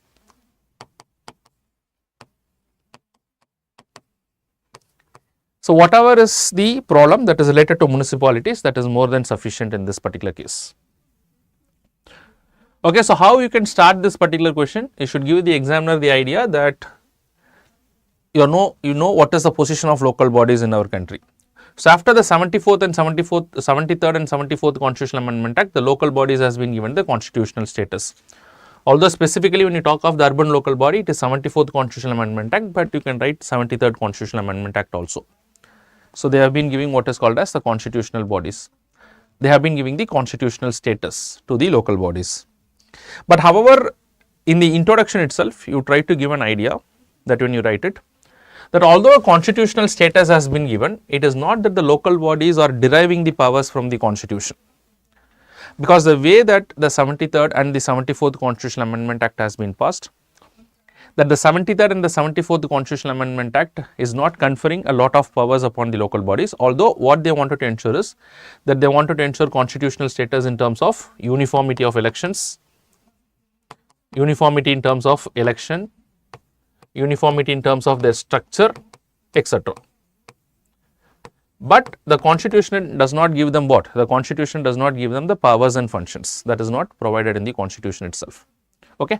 So, that is the most important thing. You will have to put it in the introduction so that the examiner understands that yes, you are aware of what kind of constitutional status has been given to the local bodies. And if you want, you can also mention that in the introduction itself, that when it comes to the local bodies, the kind of provisions that is there in the constitution includes both voluntary as well as the mandatory provisions. That means there are certain things that mandatorily the state has to do, but there are many things that is not mandatory, and it depends upon the power of the concerned state legislature. Because why this particular provision has been brought in? Because the local bodies are an item in the state list, and because they are an item in the state list, they continue to be an item in the state list even today. So, the idea of making this amendment, the 73rd and the 74th Constitutional Amendment Act, they do not wanted to make the states a compulsory obligation in every matter, but rather they just wanted to give what is called as a constitutional status, nothing more than that. Okay, now come to the body. So, the question is not about these things. The question is, you are just trying to give an introduction. What is the question is all about? Now, why the states have been reluctant to empower the urban local bodies? So, further to start your body, now we are coming to the main area of the question. So, we are trying to assess or understand why the states are reluctant. So, for which your answer has to begin from Article 243G and Article 243W of the Constitution. So, if you look into these two provisions in the Constitution, these two provisions, so although this article may not be very relevant in this case, that is Article 243G, because it is related to panchayats, but if you want, you can write it. But definitely you will have to write this particular provision of Article 243G if you remember, 243W if you remember that. This is related to municipalities.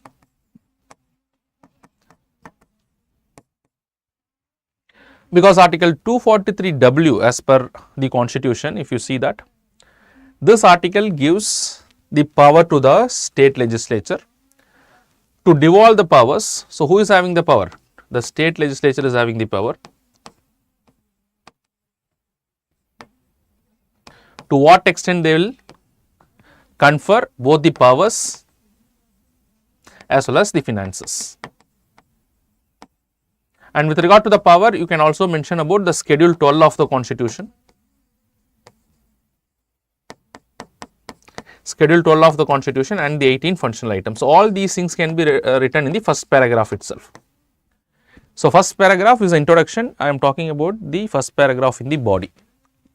So, in the first paragraph, you can write about the introduction and then you come to the body. In the body part, in the first paragraph, you can write all these informations. And then subsequently, you should also write the reasons as to why this is happening. So, what is the reason as to why there is an overlap. What is the reason as to why the states has been reluctant? So here you can see that there is a functional overlap. When you talk of functional overlap, so you can briefly explain all those things. When you talk of the functional overlap, many of the items that is in the 12th schedule, the 18 functional items, which also overlap with the items in the state legislature, which also overlaps with an item in the state list in the schedule 7. So functional overlap. The state government does not trust the local bodies. There is lack of trust because the state government feels that the officials in the municipalities are not trained. So the lack of training, lack of trust, they do not have trained manpower. And of course, some of the times the local bodies are also politicized in the sense. So the any party which is there in the state government, so the same party also contests the local body election. So the local bodies and their representatives are not taken seriously. And then their poor functioning of the state finance commission, because whatever fund it is given to the local body, it is based on the recommendation of the state finance commission. In most of the cases, there is no establishment of state finance commission.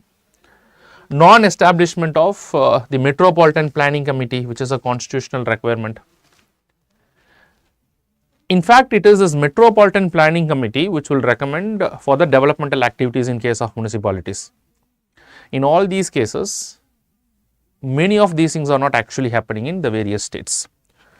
So what is this answer? You will have to divide, just try to give an introduction and then come and you give as to why the powers has not been devolved. What is the constitutional design? The constitutional design is that the power is given only to the state legislature. So it is not mandatory for them to give the functions and the finances, and then also discuss some of the reasons, and then finally come here and suggest the reforms as to how to do away with this. So you can quote the second ARC here. So what is the second ARC is saying?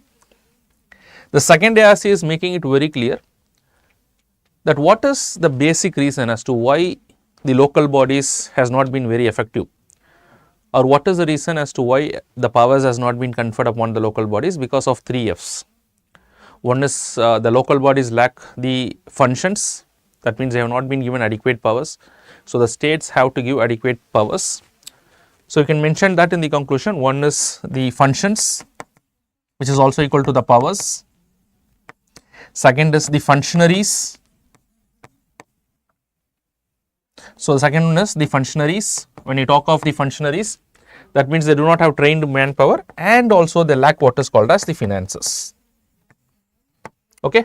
So these are the 3 things by which you can conclude this particular answer. So very simple thing, just try to see what is asked in the question, and then accordingly you can write the answers. Alright. So just come to the next question. We will just move to the next question. Compare and contrast the British and the Indian approaches to the parliamentary sovereignty. I would say this is one of the easiest questions that they can ask from this particular topic. If you see the last 2-3 years, I would say this is the year where they have asked a very simple question, and this is directly coming from the topic of the comparison of constitution across the world.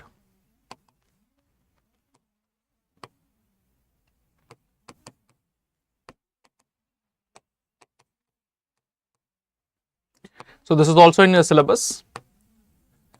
So here there are 2 things that you have to take note of: compare and then contrast the British and the Indian approaches to parliamentary sovereignty.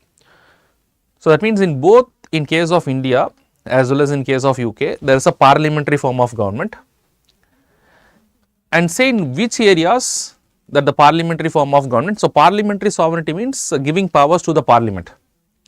And in fact, parliamentary sovereignty means unrestricted power in the hands of the parliament.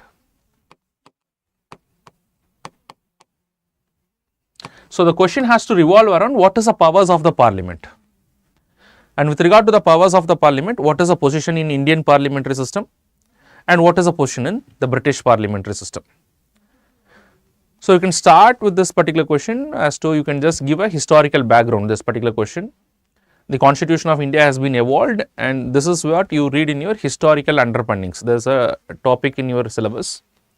So you can give that the Indian Constitution is not only a a borrowed constitution, or it is only not just it was drafted by the Constituent Assembly, but the Constituent Assembly has also taken a number of provisions from the Government of India Act 1935. So, you can give reference to the Government of India Act 1935 in your introduction paragraph, and there you can say a number of provisions of the British parliamentary system has been borrowed.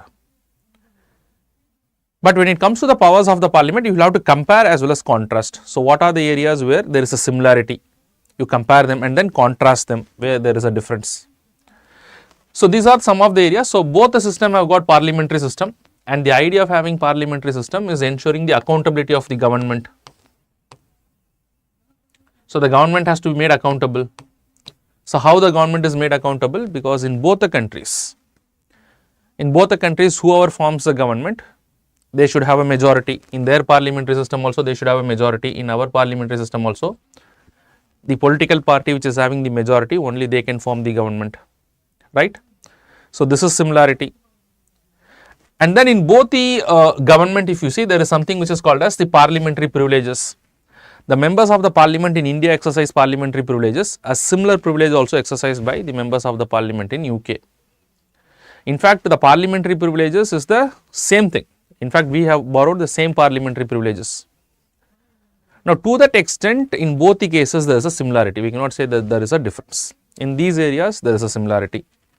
But however, you have to contrast also. Where do you think that there is a difference? Well, although India has a parliamentary democracy, the Indian parliamentary democracy is based on the idea of constitutional supremacy, whereas the British parliamentary system is based on the idea of parliamentary sovereignty. When I say it is based on the idea of constitutional supremacy, the parliament does not have the power to do whatever it wanted to do. So, for example, when you talk of parliamentary supremacy in India, the parliament cannot amend each and every provisions of the constitution because there is a restriction in the form of basic structure. But what about UK? In UK, the parliament can amend any laws. The parliament can make any changes in their constitution because basically they have what is called as an unwritten constitution. So, whatever law that they pass, it automatically become part of their constitution. But whereas in India, we have written constitution, the constitution cannot be amended in total, although the parliament has the power to amend. And that is why it is said that in India, we follow the principle of constitutional supremacy, whereas in UK, they follow the principle of what? They follow the principle of parliamentary sovereignty.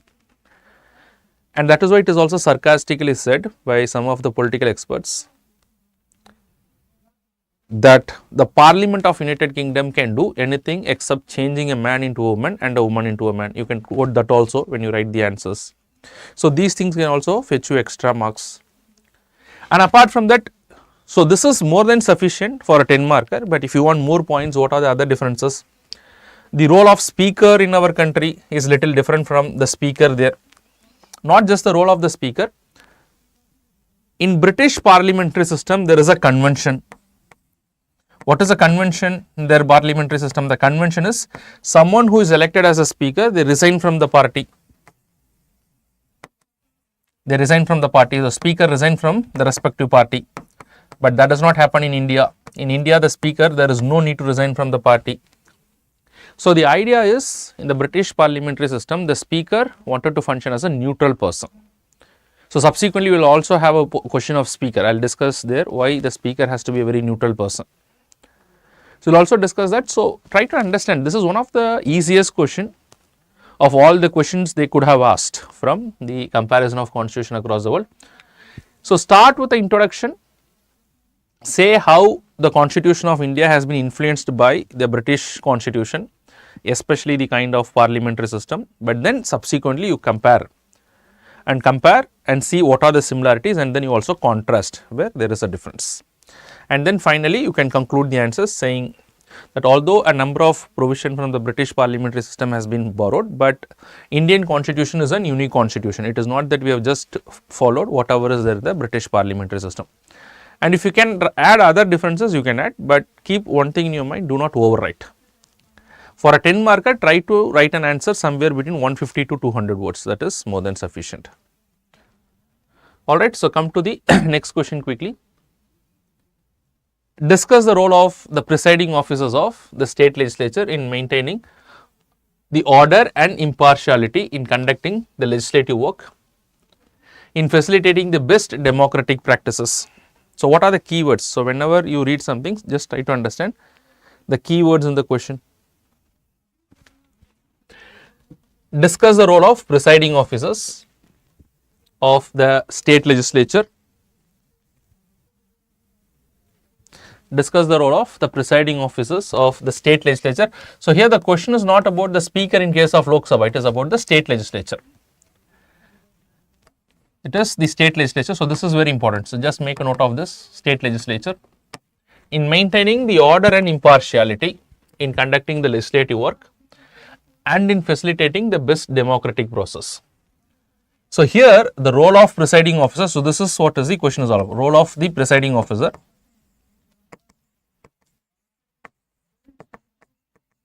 Role of the presiding officer in the state legislature in ensuring what? In ensuring conducting the legislative work and facilitating the best democratic process. So, how the role of presiding officer is going to ensure the legislative work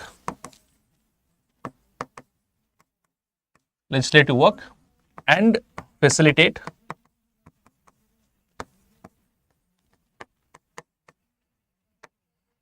at the best democratic process.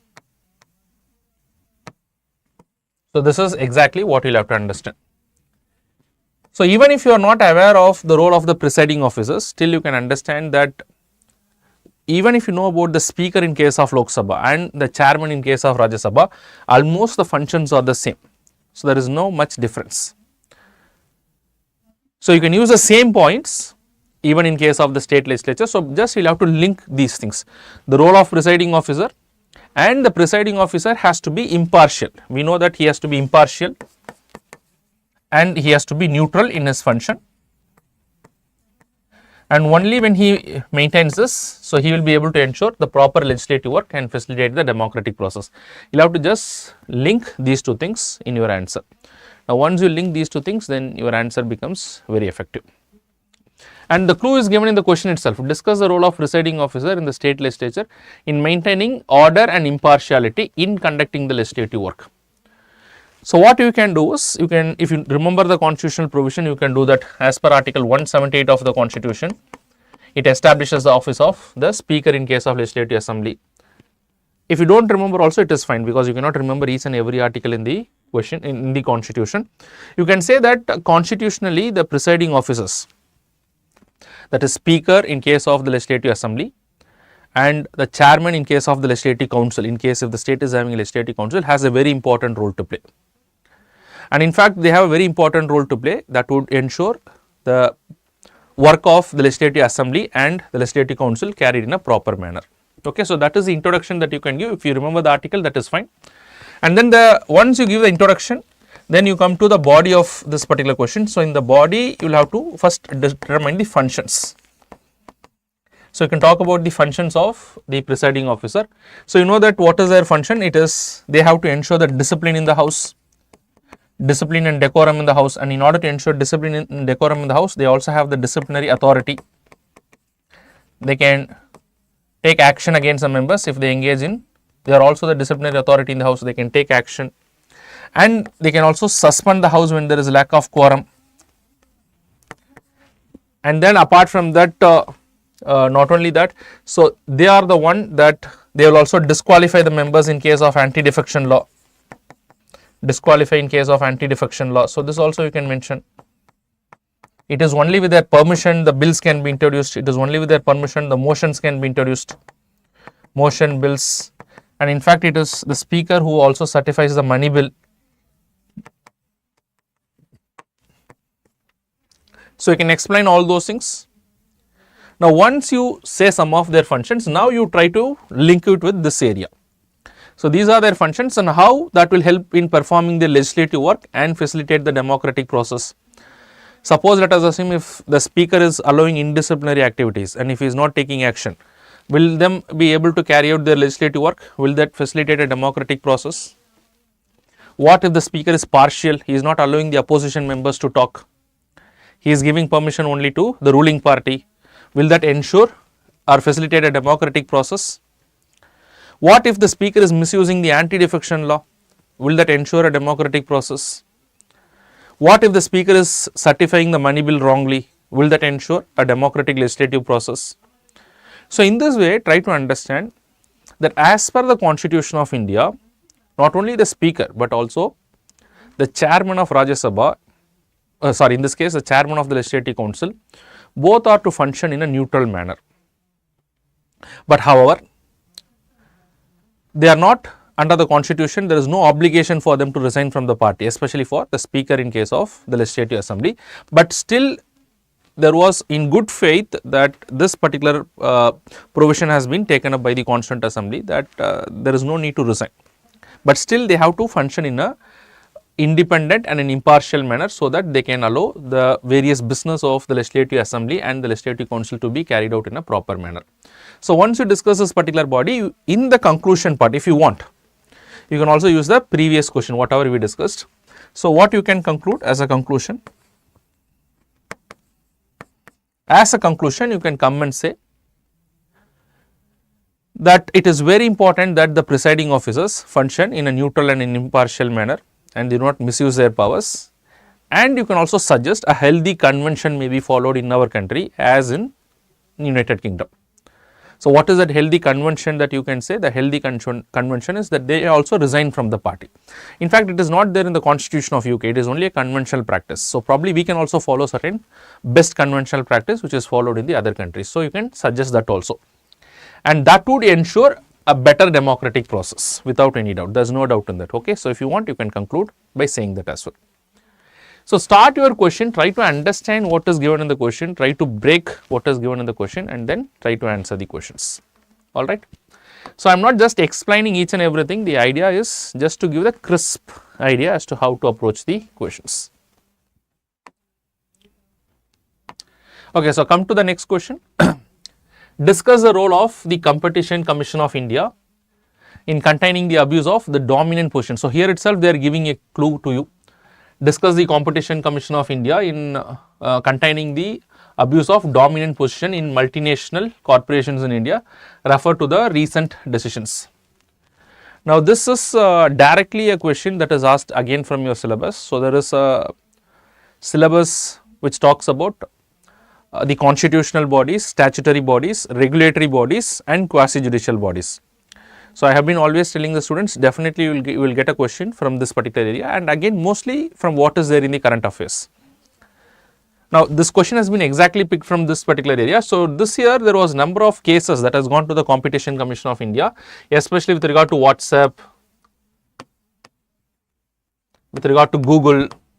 So, Google has been fined, WhatsApp has been fined in India by the Competition Commission of India. So, what exactly is this Competition Commission of India? So, that is what you can put it in your introduction. So, in the introduction you can just say that the Competition Commission of India is a statutory body established under the CCI Act. So, you just give the introduction. So, the Competition Commission of India is established, it is a statutory body. So, these are the key words that you should be there in your answer. It is a statutory body. And you can write it is also a regulatory body. It is not only a statutory body, it is also a regulatory body established under the Competition Commission of India Act, CCI Act. Okay, so try to give all those things. So, when you say it is a regulatory body, it regulates the capital markets. It regulates the capital market in our country. It regulates that so that there is fair trade practices in our country. Nobody is misusing of their dominant position. Because they are dominant, they are not misusing their position. It also regulates the acquisition and merger of various companies. And apart from that, it also tries to prevent cartelization. So, cartelization means various corporates work as a cartel and they try to misuse their position. So, all these are the functions that is entrusted upon the Competition Commission of India. So, here discuss means you can elaborate the role of the Competition Commission of India in containing the dominant position. So, here once you give the introduction, so then you can also say as to what are their functions. So, what are their functions? They have the power to investigate against all the things that I have said. They can investigate against what? They can investigate against unfair trade practices. They can investigate against somebody is misusing their dominant position. and they can investigate against misuse, if there is a misuse with regard to acquisition and merger. So, all those things that they can investigate. Not only they can investigate, they also have the power to punish. They also have the power to punish. In fact, a lot of fine has been imposed both on Google and WhatsApp in the recent cases. They have the power to punish. And apart from that, they can also carry out awareness, they can carry out awareness drives.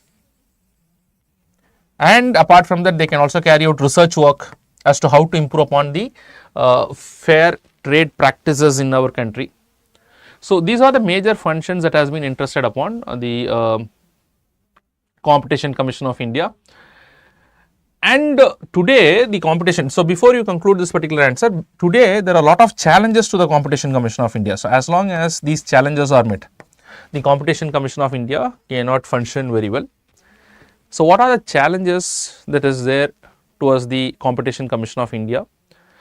So, we should also have an idea as to what those challenges are. So, today the biggest challenges, today right to privacy has become a fundamental right, and apart from that, but we do not have adequate laws to deal with all those things. We are yet to come out with a data protection law.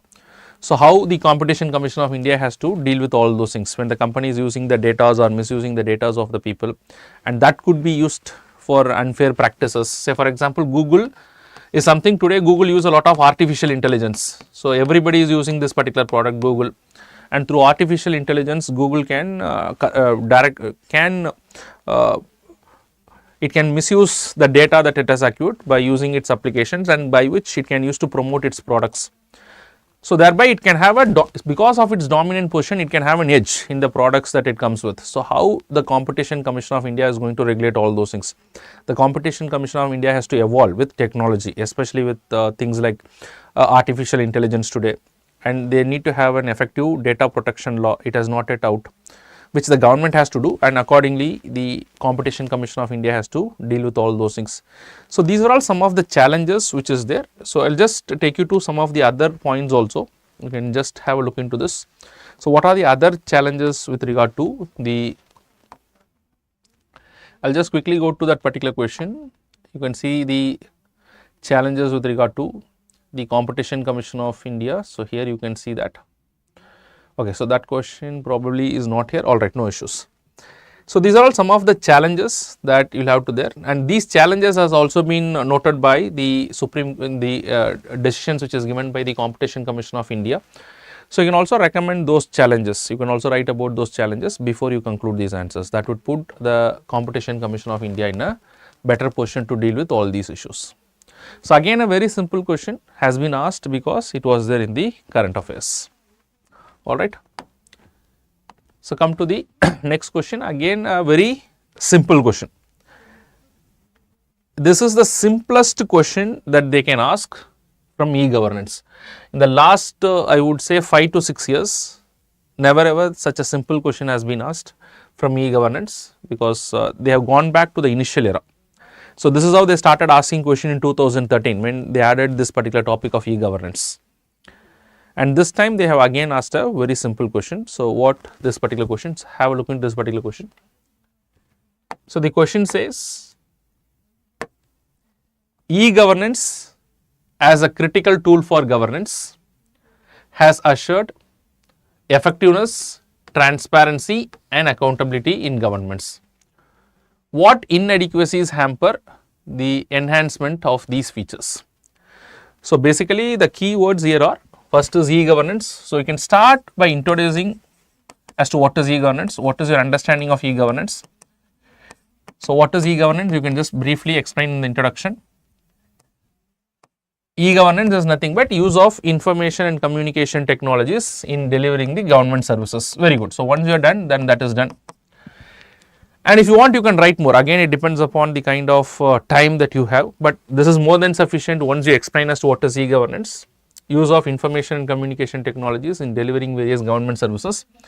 And then you can see that if you want, you can add one more line. The government has been giving a lot of emphasis through e-governance. So, the National E-Governance Plan. So, India has already come out with 2 National E-Governance Plan, 2 versions of plan.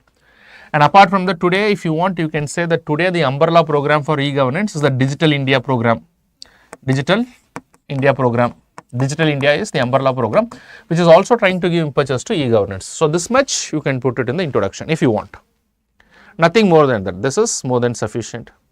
So, once you give the introduction, now come to the next part of, so e-governance is a critical tool of governance, has assured in effectiveness, transparency and accountability in governments. This is a statement, but in the body you can write the first paragraph what you are going to deal with in the first paragraph.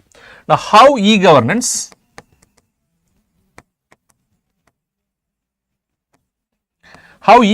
has led to what is called as effectiveness. So, try to use each and every keyword in the question. So, how e-governance has led to effectiveness, transparency and accountability. So, this has to be addressed. That is the first paragraph of your body part. So, how do you say that e-governance has led to effectiveness? So, effectiveness means wherever it has improved upon the efficiency. And then you talk of transparency and accountability. So, today how it has improved upon the efficiency? So, you can put one or two examples here. Say for example, today they have brought in what is called as direct benefit transfer, and here they use information and communication technologies to do the direct benefit transfer to the bank accounts of the people. So, by this a lot of fake accounts has been eliminated. Does it bring efficiency or not? And had they bring transparency and accountability, today a number of right to information RTA can be filed online, and this is also that the government giving the information through an online portal, that is through use of information and communication technology, that has brought in more transparency and accountability. And apart from that, you can say that e-governance leaves a trace behind every transaction. You can give one or two examples. Okay. So, this effectiveness, transparency and accountability is in all the dimensions. It is not only to the citizens. It has brought in effectiveness, transparency and accountability in all its applications. Its applications are majorly classified into government to government, government to citizens, government to business, apart from that government to employees. In all these areas it has brought in efficiency, transparency and accountability. So, if you are remembering this, you can write this, so that could add value to your answer. If you do not remember also, it is fine, at least try to give one or two examples as to how it is effective, transparent and accountable. But to sustain this and to improve upon the advantages, we will have to carry it forward. That means there are few inadequacies today that hamper the enhancement of the features. So, what are the issues or what are the problem areas with regard to these things? What are the problems we have today? So, here you discuss the problems with regard to e-governance. So, first and foremost problem that we have is the digital literacy. So, how are you going to issue the address of, how are you going to address the issue of digital literacy? Now, digital literacy is not about being illiterate. Digital literacy means how many are comfortable with using the digital platforms. So, that is why the Digital India program, if you see, one of their vertical is also to bring in what is called as digital literacy in our country. So, that is one of the major challenge to infrastructure. So, do we have the infrastructure? So, simultaneously you can give some suggestions here also, in the end also you can do it. So, digital literacy is one of the issues, that is why the Digital India program is trying to address this. One of the vertical you can write it here as a suggestion. And then infrastructure. So, today a massive investment is required. How are you going to meet this infrastructure? So, here you can say that PPP model can be used, similar to that of the physical infrastructure development. For the information and communication technology also you can use the PPP model. Then the safe ecosystem, cyber security issues. To address this particular issue, the government of India is having national cyber security policy.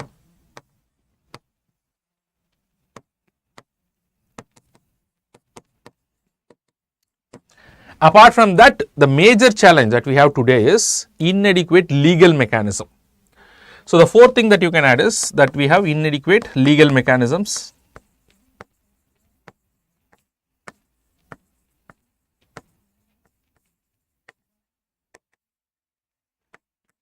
So, when I say inadequate legal mechanisms, the last law that we have passed with regard to this is the Information Technology Act 2000.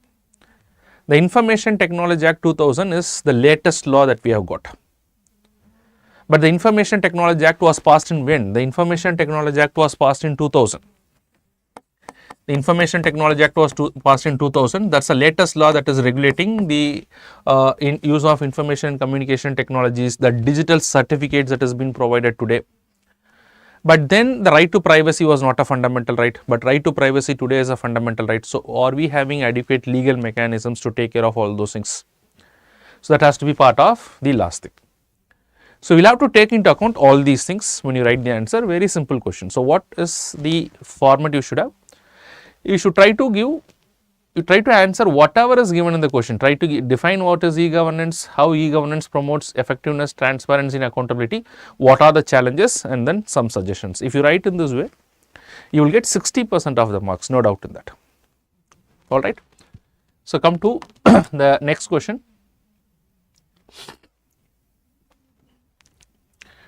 The Constitution of India is a living instrument with capabilities of enormous dynamism. Very good question. The Constitution of India is a living document or a living instrument with capabilities of enormous dynamism. That means, what is the first line is saying? The first line is making it very clear. So, that is what should be in your introduction. I will just come to this introduction. That means, this first statement is saying that the Constitution of India is not a static document, but rather it is a dynamic document. And I think most of you are aware of the fact that the Constitution of India is a dynamic document, because the Constitution of India can go for what? It can go for transformation, it can go for amendments, and the Parliament has a power to amend them. And that is exactly what the members of the Constituent Assembly wanted. The members of the Constituent Assembly wanted the Constitution to change according to the changing circumstances and according to the changing needs. I will just come back to the introduction.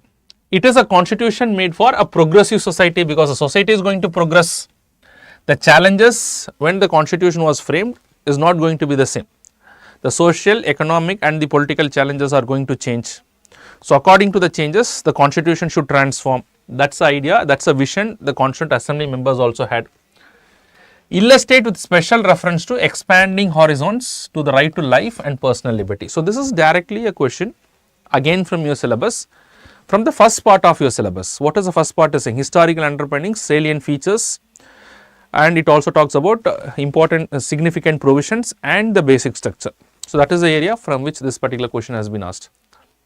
So, how do you start this particular question? So, the question holistically is trying to say the constitution is a dynamic document which is drafted in such a way to meet the changes of the progressive society, and specifically the question is asking specifically illustrate means this is very important. You will have to give examples. Without examples, your answers will not be validated much. That is what is the meaning of the word illustrate. Illustrate with special reference to expanding horizons of the right to life and personal liberty. That means, to what extent this right to life and liberty has been expanded in scope. With examples, you will have to explain that. So, the question is asking two things. One is, in general, it is a dynamic document. So, in general, initially you can write as to what extent the constitution has transformed by amendments or Supreme Court judgments. Then the later part of the question has to explain specifically what is the transformation when it comes to right to life and liberty. So, these are the two things that has to be answered in your answer. Okay. Alright. So, you can just start the introduction saying that the Constitution of India is a living document, or you can say it is an organic document, and it can be amended by the Parliament as per Article 368 of the Constitution. So, in order to meet the changing political, social and economic challenges. So, this will give a clear idea to the examiner, yes, that you have understood the question. So, the moment you write Article 368 is giving the amending powers, alright. So, your introduction is done. And then how do you illustrate? So, illustration also they have asked. So, first illustrations with regard to general things. So, see how the constitution, so it is a general illustration. So, first paragraph is generally you are talking as to how the constitution has progressed. What are the areas on which the constitutional provision has changed? So, one I will say, so it is a general thing. I am not specifically talking about the right to life and liberty. I will just come back to the next thing specifically. So, generally give some examples, say for example, take the amendment to the preamble. So, I will start with the amendment to the preamble. See the preamble. Even if you don't remember certain things, just run through your mind. So, okay, preamble, is there any amendment to the preamble? Is there any amendment to the fundamental rights which was not there in the original constitution? Is there any amendment to the directive principles of state policy? Any amendment to fundamental duties? So, just think it and then streamline the points, because you cannot think everything beforehand. There will be few surprises. Yes, in the preamble they have inserted the word socialist and secular, although it is implied, but they have inserted the word socialist and secular, and here you can emphasize on secular very importantly, because of the secular challenges. They wanted to make sure to all the people of this country that India is a secular country, no doubt in that. To ensure the justice, economic justice specifically, the right to property was taken away. So, here if you remember, you can also mention the Amendment Act also, 42nd Amendment. Right to property was deleted as a fundamental right. So, Article 31 was repealed, 44th Constitutional Amendment Act 1978. 3. Right to education was inserted. So, this is to ensure economic justice. Right to education was brought in, Article 21A. And number of amendments has been done to DPSP, which includes Article 39A. Article 39A, you can talk about free legal aid. This is to ensure the justice again to the people. Everybody should have access to justice, free legal aid. And these are all few examples you can say that how the constitution has gone for a change according to the changing needs and circumstances. Now, this is a general illustration. Now, come to the specific illustration. So, because the question is related to specific, this is an area where you definitely have to give examples. Illustrate with special references to expanding horizons of right to life and personal liberty. So, once you do that in the first paragraph, so come to the second paragraph. But this paragraph, so whenever you write answer, you should also understand where you should write more. This is not the area where you are expected to write more. The area where you are expected to write more is the second paragraph, where there is a need for specific illustration. So, here you can start right from the Menaka Gandhi case. So, Menaka Gandhi case is the starting point.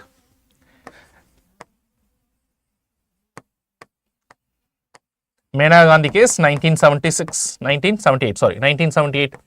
Menaka Gandhi case 1978, the constitution was specifically, the Supreme Court of India has said that Article 21 of the constitution does not provide for what is called as the procedure established by law, but it provides for what is called as due process of law.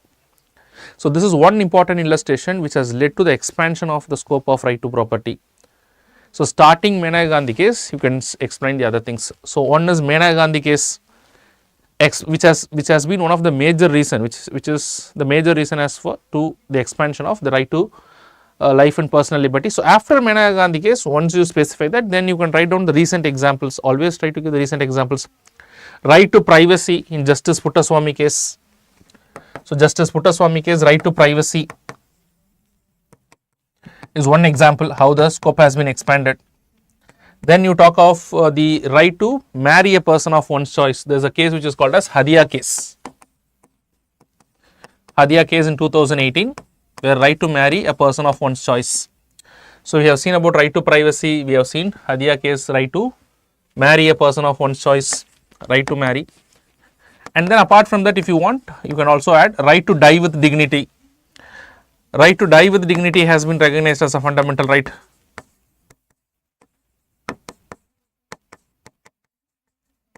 So, 3-4 examples are more than sufficient. So, this is Aruna Ramachandra Shanba case.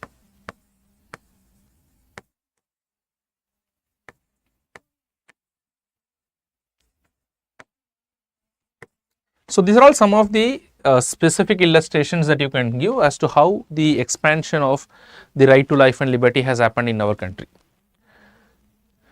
And then finally, you can conclude your answers, and this is very important, that the scope has been expanded because of the fact the constitution also allows for what is called as transformation. You can use the concept of what is called as transformative constitution to conclude your answer.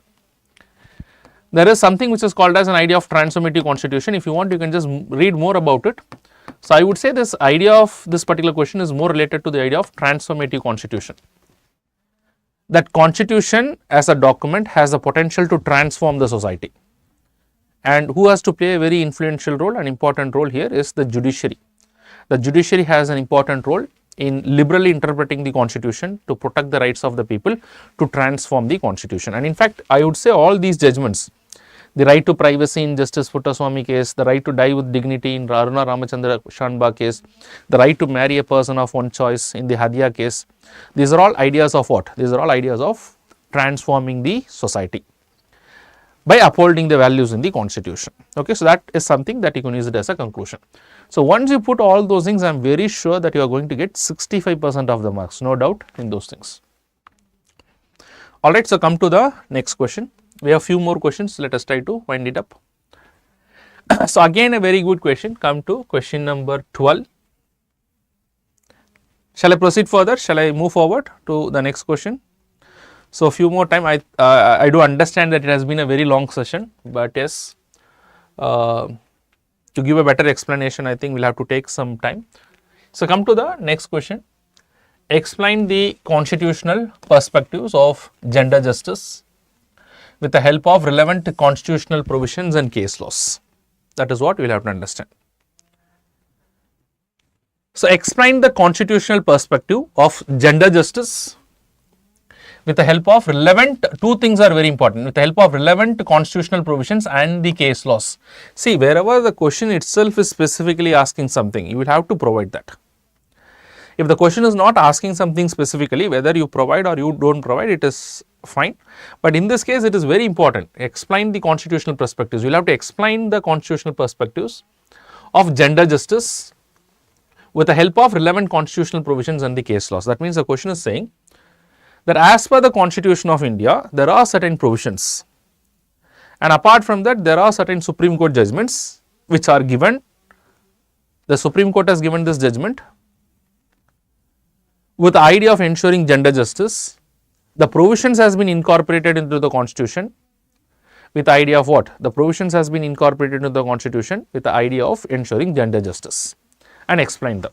Okay, so that is what is this particular question. So first of all, what is the idea of justice? What is the idea of gender justice, or in specific to take the idea of justice, you can start with the idea of explaining as to what is justice. In fact, you can say that justice is one of the values in the preamble. You can start with that, you can make use of the preamble also. So preamble and justice, which can be there in the introduction, and then you can explain as to what is justice. So what is this justice? So justice is an idea that everybody in the society is allowed to have equal opportunities, equal access to various services and privileges in the society. It is not that only certain sections of the people are allowed to have certain privileges. Everybody should have equal opportunity, everybody should have equal privileges and the access to various services or the rights which is guaranteed in the Constitution. And that is what is the idea of justice. Now the question is specifically asking about explain the constitutional perspective of gender justice with help of relevant constitutional provisions. And to continue with this, once you write that the idea of justice is very well enshrined in the Constitution, which is mentioned in the preamble, and apart from that, justice ensures equal access to various privileges and opportunities in the society. And to continue from there, you can say, you now come to the question. In fact, you can say that the members of the Constituent Assembly knew that the position of women, so especially this question is related to men vis-a-vis the women, the position of women in the society when you talk of the gender justice. So the position of women has not been equal at the beginning stage, but even today to some extent. So considering that certain special provisions has been conferred upon the women, and also provisions has been made sure to ensure the equality of women. So see the example of Article 14, it talks about equality before law. Everybody has to be treated equally. Talk about Article 15. Article 15, no discrimination on the ground of sex. And most importantly, whether you write Article 14 or Article 15, what is very important is that I wanted you to specifically write about Article 15 clause 3. Article 15 clause 3 provides certain special privileges for women, because it is an enabling provision. It is an enabling provision. Special privileges not only for women but also for the children. So under Article 15 clause 3, you can see that the state can make special privileges upon women and children. Say for example, today women are given reservation in panchayats and municipalities. Panchayats and municipalities, minimum 33% reservation. Not only that, many government has brought in a policy of free bus or public transport system free of cost for the women, etc. Now, all these things are not to be seen as violation of the fundamental rights, because it is very much possible. So, women can be given these privileges. Now, what is the idea? The idea is, again you will have to go to Article 14 of the Constitution. Article 14 of the Constitution says that the equals has to be treated equally. So, that is very important. That is a constitutional perspective. The perspective is that if women is given any privileges better than the men, it cannot be seen as a violation of the fundamental right, because they are not equally placed in the society. And the Constitution only says that the equals has to be treated equally. So, basically whatever the perspective from the constitutional point of view is, basically it is an affirmative action. So, try to make use of this particular word, affirmative action. So, all these things has to be in the first paragraph, right. So, you start with the idea of justice, you look into the constitutional perspective, and from there you give few examples, and then you explain this is the constitutional point of view, and now you come to the case laws. So, this is in your first paragraph. The question is not yet over. So, in addition to whatever is given in the Constitution, how the Supreme Court of India has also enabled this particular idea through their various judgments. Try to give the latest judgments. One very important case. How many of you know about section 497 of IPC? Does anyone know what is the section 497 of IPC? Can anyone just tell me that, are you aware of this particular section? Section 497 of IPC, it is related to what? Section 497 of IPC is related to the offence of adultery. In fact, adultery was a criminal offence in our country.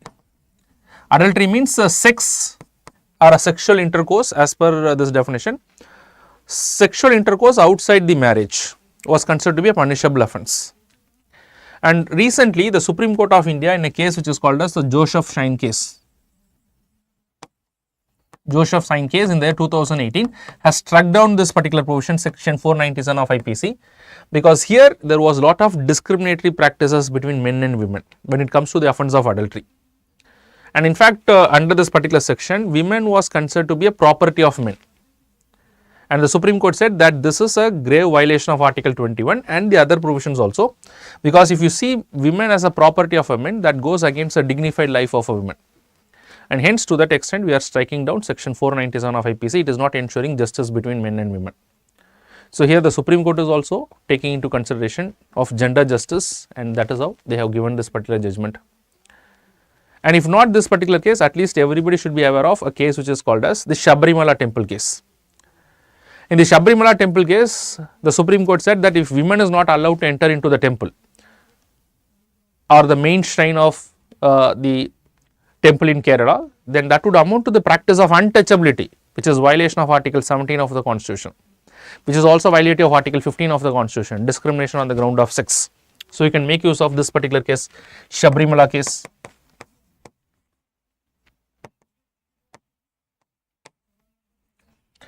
So, recently, to ensure gender justice, the Supreme Court of India said that women should also be given permanent commission in the army.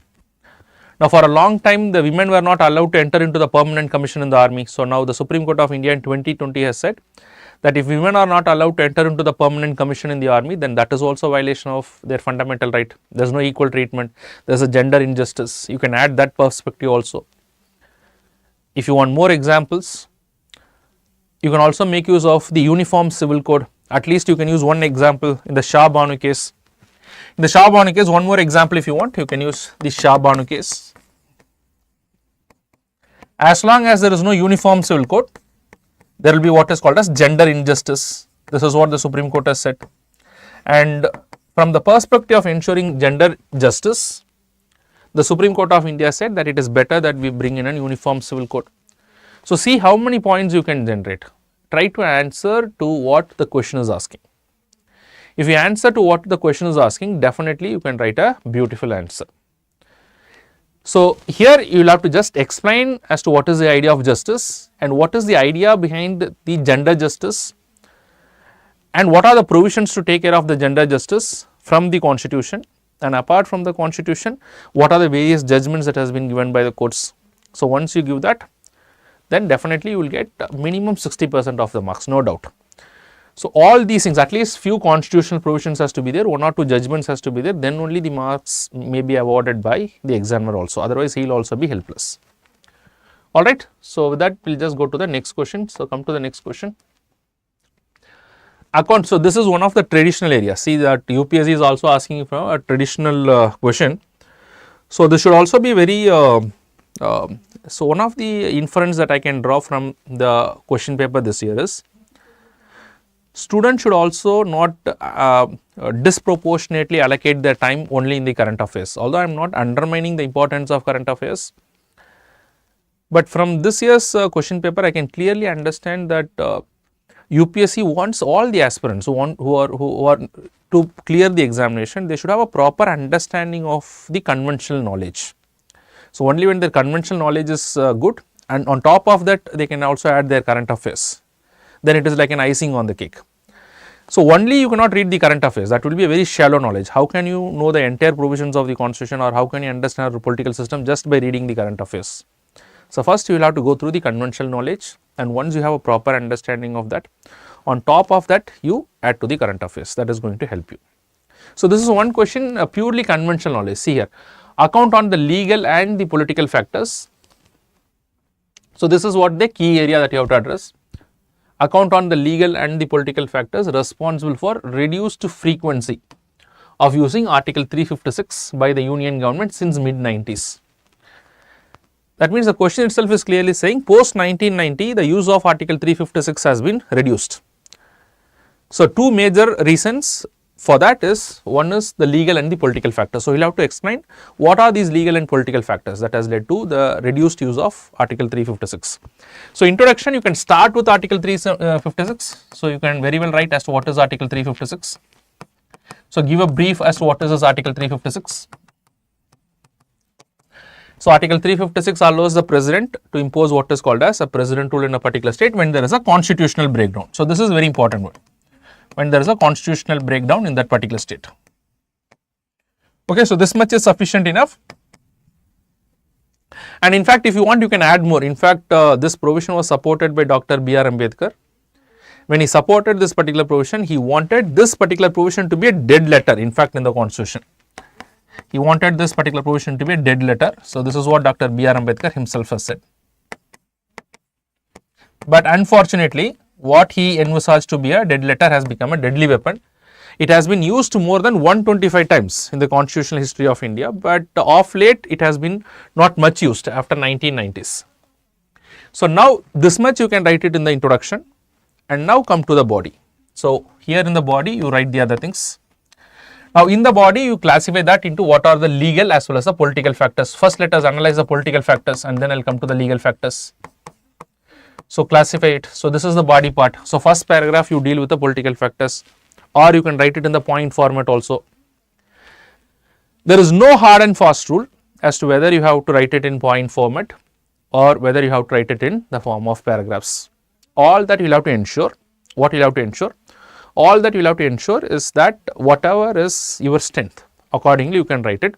But try to give, even if you are writing in a paragraph format, try to give as many side headings. That is going to make the role of the evaluator much easier. He understand, okay, you have given an introduction, you have mentioned Article 356, and then here you have given the, by giving political factors, he understand that, okay, you are writing about the political factors. So, here legal factors, you are writing about those things, and then finally you can conclude. So, what are the political factors? So, post 1990s, I would say the major political factor is, after 1990s, it was majorly a coalition era. It was no longer dominated by a single party.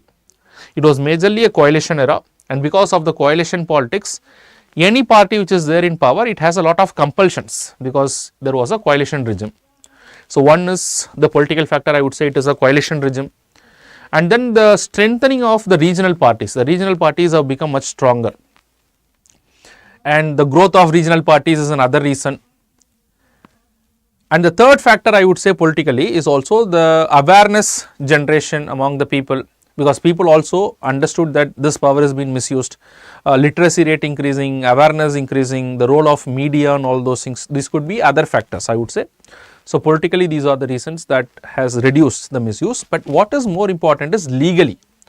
Legally, if you say, one most important reason is the Supreme Court judgment. So this is something that you will have to write it.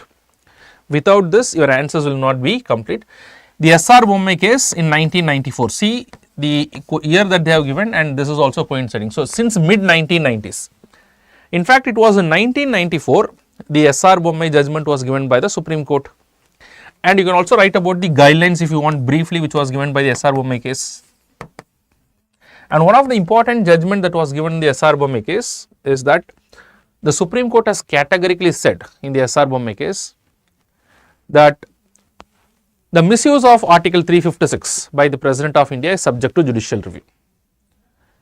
And today it is because it is subject to judicial review, and not only it is subject to judicial review, it has given a number of guidelines. But one important guideline that the Supreme Court of India has given is that if the power is abused or if the power is misused, then the Supreme Court of India can give full remedy to the affected state. That means the Supreme Court of India can also reinstate the affected state or the government that is dismissed by the President. So I would say that you write few political reasons, then the legal reasons, which is majorly now it is within the scope of judicial review, and they can review the actions of the executives, and they can reinstate the government. So these are the very important reason that I would say that once you write all these things, few political reasons, you mention about the SR Bommai case, you mention about now it is within the scope of judicial review, and some of the guidelines, I am very sure that you are going to get good marks. Okay. So if you want other dimensions, so do not restrict only to these dimensions. So if you have other dimensions, you can add those dimensions as well. And then finally you can conclude your answers. So as which was said by Dr. B.R. Ambedkar through the debates in the Constituent Assembly or through the judgment of the SR Bommai case. So you can use these things or these observations. In fact, in the Constituent Assembly it was observed that although this provision is there, this provision has to be very sparingly used, and the same observation is also given by the Supreme Court in the SR Bommai case. So only in the necessary cases it has to be used, otherwise this provision should not be abused, this provision should not be misused. Okay, so this is something that you can put it in the conclusion. Come to the next point, next question. The civil society organization play a significant role in increasing the participation of women in the state legislature in India. So this is one of the most difficult question, I would say, in this year. But UPSC is all about that. You cannot expect all the questions to be a simple question. So why I would say simple question, not just because we cannot comprehend this question, but how to get the content for this question. That is why it may be one of the difficult questions this year, but it's all right. So UPSC, if you are able to write 13 to 14 questions, around 15 questions to your satisfaction, that means your performance is going to be good. So see this particular question, but still you can approach this question. See the civil society, the civil society organization play a significant role in increasing the participation of women in the state legislature in India. So first of all, in the introduction, so this question is all about how the civil society organization has played an important role in increasing the participation of women in the legislatures, in the state legislatures in India. That means to what extent or what kind of role has been played by the civil society organizations, specifically towards the direction of increasing the participation of women and their role in the state legislature. So first you start with an introduction of defining what is a civil society. That could be a good introduction. You define as to what is civil society. So what is a civil society? Civil society is usually a citizen based association or a citizens based organization, which is usually a voluntary association among the citizens, and which is usually a non-profit organization. So they are not for profit, so they voluntarily come together, maybe for a particular cause, and it is a voluntary association among the citizens. That is a civil society. They may have a number of objectives to help the people. That is basically what is called as the civil society. So once you say that, and then now the next part, the body part, is how the civil society organization, because the civil society also includes what? Within itself, the civil society also includes the non-governmental organizations, it includes charities, etc. So all these things are brought within the charity associations and all those things within the ambit of civil society. So once you define civil society, then you come to the body part. Now the body part has to specifically talk what are the significant role that they have played in increasing the participation of women in the state legislature. So what could be the different types of role that they have played? One type of role that they have played is that they have increased the political awareness among the people. When I talk of the political awareness, so what kind of political awareness they have increased among the people? Example I could say take the example of some of the NGOs like PUCL, People Union for Civil Liberties, Association for Democratic Reforms. So they have worked at the ground level, they try to increase the political awareness of the people. Not only the political awareness, they have encouraged people for political participation.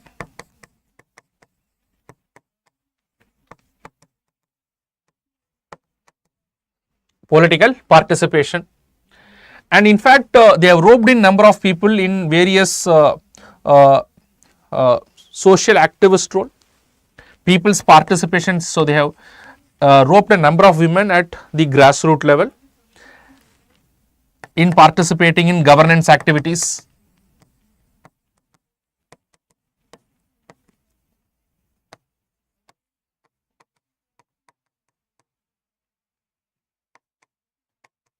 So once they engage in what is called as a governance activities, so there is a realization from the people that it is better they also get into politics. So once they understand that they can serve the society in an effective manner. And not only because the question is related to state legislature, but you can also say that the people have participated at the grassroots level. So they have started, number of people have started at the grassroots level. So they have started getting into panchayat elections or the municipal election. And from the panchayat election and the municipal election, number of women today in our country has now been participating at the state level and some at the national level also. So to that extent, the civil society organization has been playing a very important role in awareness generation and giving an opportunity for them to get into participate in governance activities, and apart from that to participate in the political activities. So these are all the areas that you can put. But what is important is here, if you have get some examples from your local areas, so from your own state or something which is there in the newspaper, that could add a little bit of value to your answer. So without that, this answer may not fetch you much marks. But again, at least if you write these things, I am sure that at least in these dimensions if you write, still you can get a better marks. That is all about UPSC. So try to remember one thing in your mind. In UPSC, you cannot write all the answers to your satisfaction. That is not possible. UPSC is also what is called as unpredictable public service commission, right? Yes, of course. So people participate and they learn to take up leadership roles. And once somebody taking up a leadership role, that they can also become a motivating factor for other women to participate at the local level.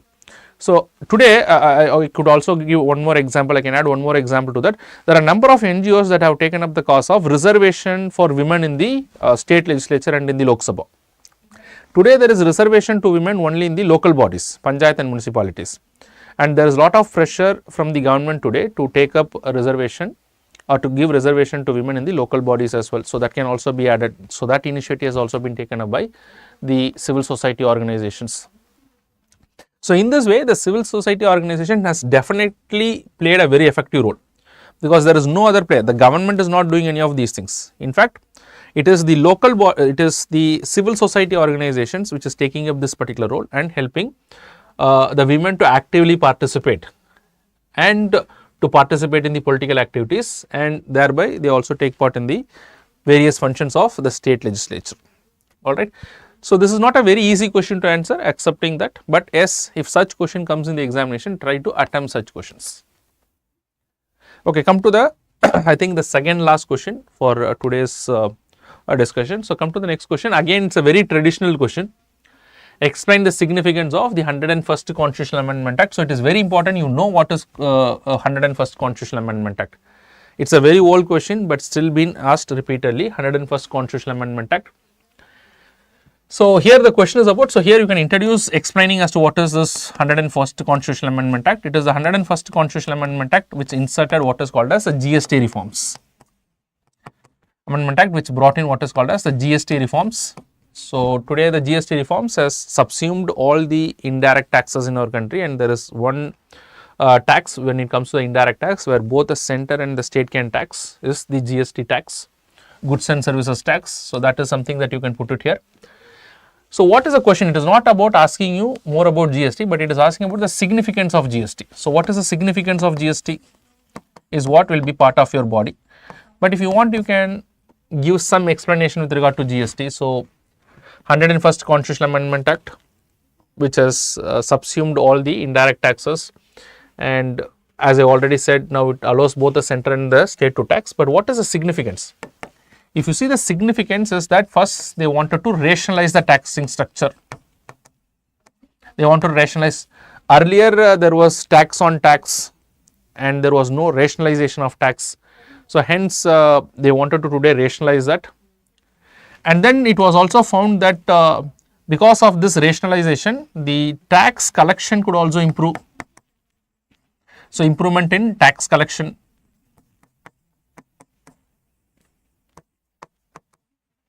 So that is one thing. So improvement in tax collection not only to the center but also to the states. Both the center and states can benefit. Center and states can benefit. So this is another area. So these are all some of the significance of the goods and services tax. Then the next things, to what extent does it reflect the accommodative spirit of federalism? This is the most important area. So the introduction could be your first part. So this could be your second part. Now come to the third paragraph of your answer or the third part of your answer. So how does it reflect the accommodative spirit? So here you can say that the GST reform which has been brought in by the government, which also seen as a classic example of what is called as the cooperative federalism. So this particular part is all about the cooperative federalism.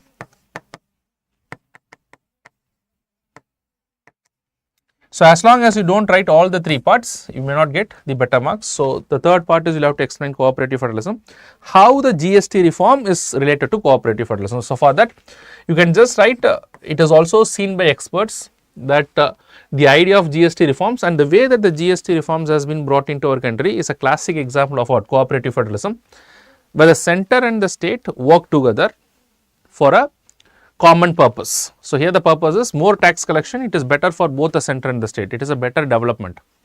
But how it is related to cooperative federalism? Because the way this reform was inserted, it was not by coercion or it was not without any consultation. There was a lot of consultative mechanism that has gone behind.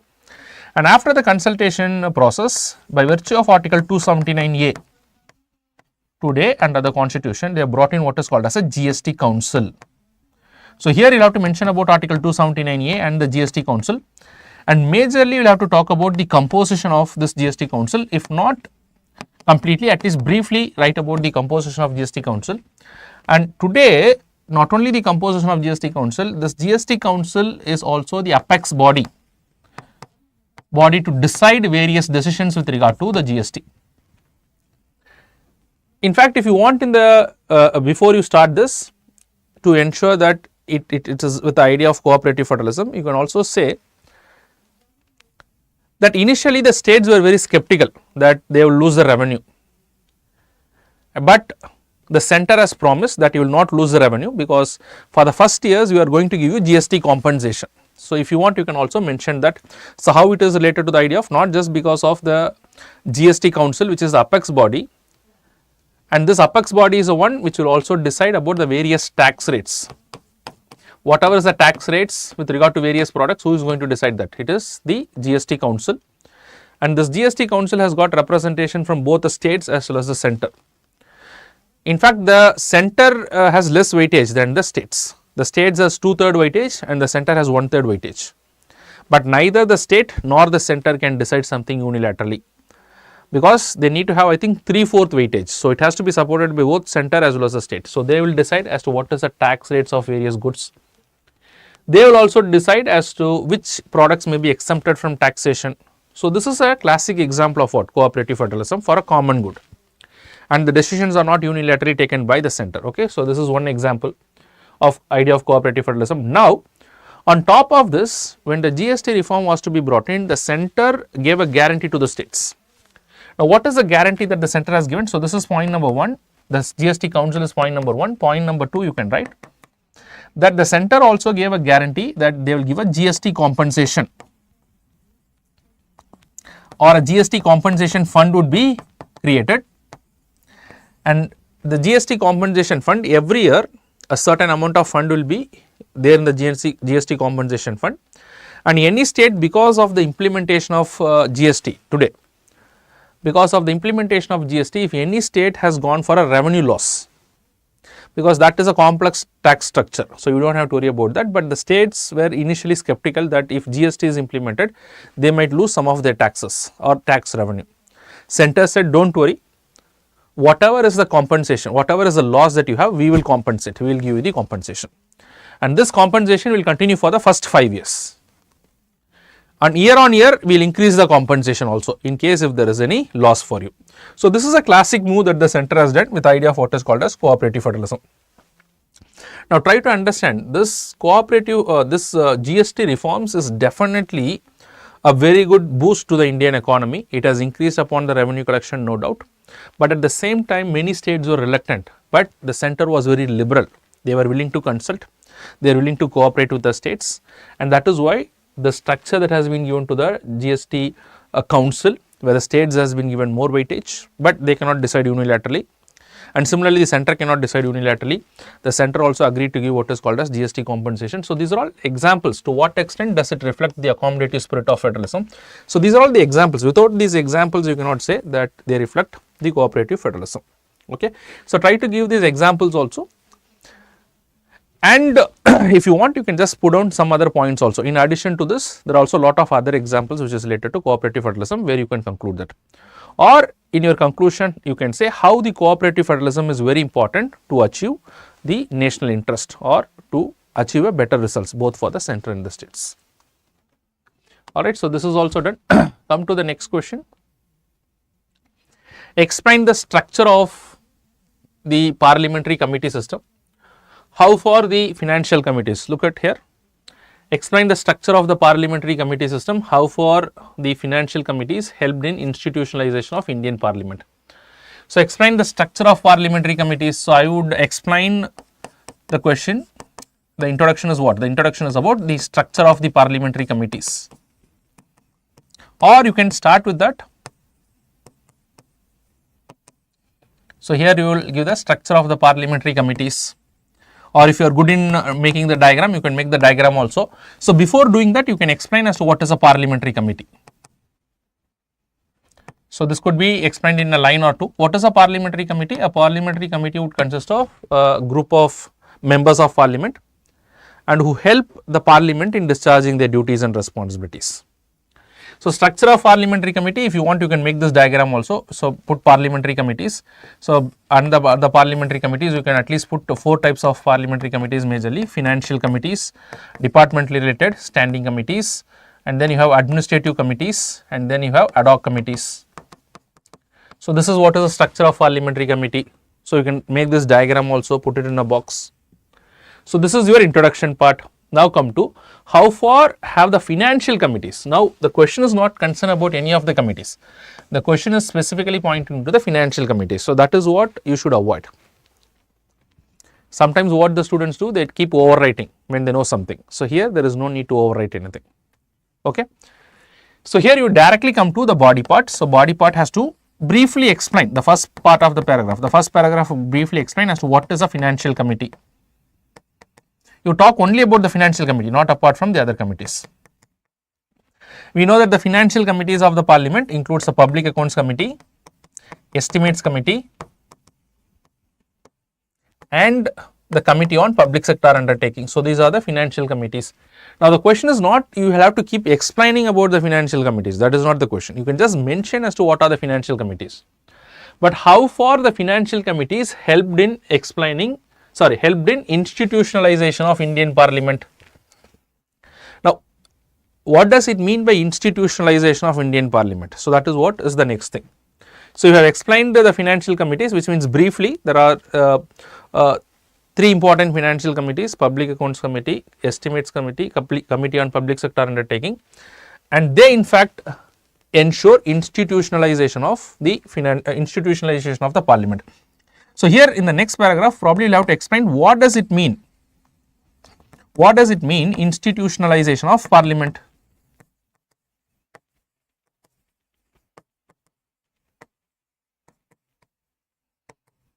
So what does it mean by institutionalization of parliament? Institutionalization of parliament means how parliament is able to effectively perform its duties and functions. See, parliament is a very important institution and this institution has got certain responsibilities. So when I say that the parliament as an institution, the parliament as an institution has to perform, they have to make the government accountable. What they have to do? They have to make the government accountable, which also includes financial accountability.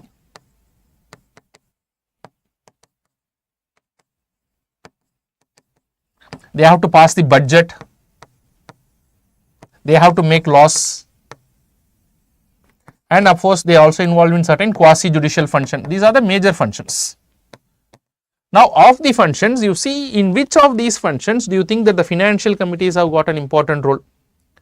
So, to which of these functions do you think that the financial committees helps the parliament in effectively performing their duty? And if they perform if they help the parliament in performing these duties, that means they help in institutionalization of the parliament. So, after giving the introduction and then giving the schematic representation, you give a brief information about what are the financial committees and to what extent do you think that these financial committees can help in institutionalization of the parliament, especially in ensuring the financial accountability and in passing the effective budget in these two areas at least. If the question would have been DRSEs, then we will have to explain about what? Then we should be explaining about the laws as well in making the laws, but the financial committees does not have much role with regard to passing the laws. So, let us try to understand effectively how they ensure financial accountability. You know that the Public Accounts Committee, then explain about the Public Accounts Committee and the Committee on Public Sector Undertaking and the Estimates Committee. You can take the Public Accounts Committee and the Committee on Public Sector Undertaking. They both are going to scrutinize what? They both are going to scrutinize the report which is submitted by the CAG with regard to the government expenditure and the government revenue. And similarly, the Committee on Public Sector Undertaking is to scrutinize the report of the Committee on Public Sector Undertaking, report related to the Public Sector Undertaking which is submitted by the CAG. And based on the report, a number of questions can be asked to the government. So, they ensure financial accountability. To the Estimates Committee, scrutinize the budget and give recommendations as to how the estimates may be presented in the parliament. Okay. So, this is how you can understand as to what extent they help in institutionalizing the parliament in performing their duties. So, once you explain that, before you complete your answer, if you have any suggestions to improve upon the functions, today you know that the parliamentary committee does not have any expert support. So, that is one area. So, they need to be given expert support. So, this is one area that you have to give the suggestions. Okay. So, that is one area you can give the suggestions. So, give some of the suggestions and then finally you can conclude that this particular question. So, come to the last question for the day, the development and welfare schemes for the vulnerable by its nature or discriminatory in approach. So, do you agree? Give reasons for your answer. So, the development of welfare schemes for the vulnerable. So, this is directly from the topic that there is a topic which is called as the vulnerable sections, schemes, policies for the vulnerable sections. So, this question has been directly from that part. So, this is related to the idea of social justice. So, what it is saying, so when you talk of the vulnerable sections, the development and the welfare schemes for the vulnerable sections by its nature are discriminatory in approach. That means, the question is trying to assess is the intention behind these policies itself is a discriminatory in nature. So, whatever, say for example, first we will have to understand who are the vulnerable sections. So, here you can just talk about in the introduction.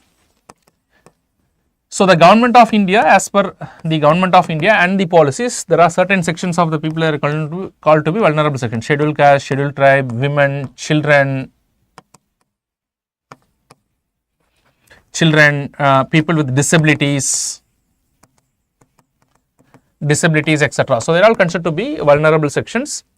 So, is there the policies that the government is coming out with these vulnerable sections? Say for example, for scheduled caste and scheduled tribe there is a reservation, for women there is a reservation, for children there is a juvenile justice care, for children there is something which is called as juvenile justice care, for the disabilities there is a disabilities act which is conferring them a number of privileges.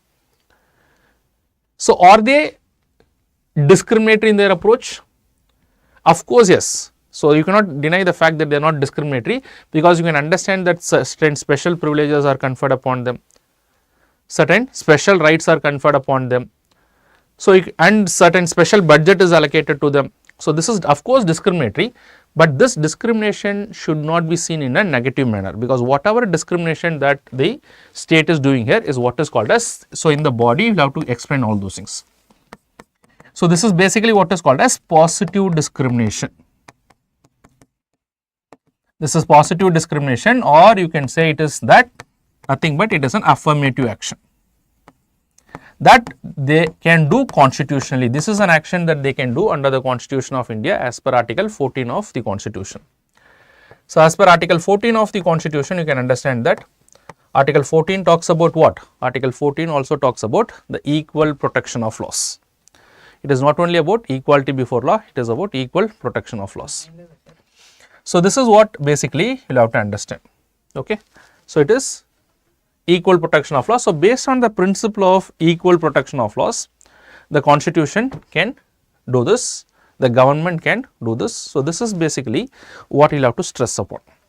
So, the Constitution very much allows the people who are not equally placed can be treated differently, and that is allowed under the Constitution. That is why there is a reservation to scheduled caste, because these sections, and how do you justify that?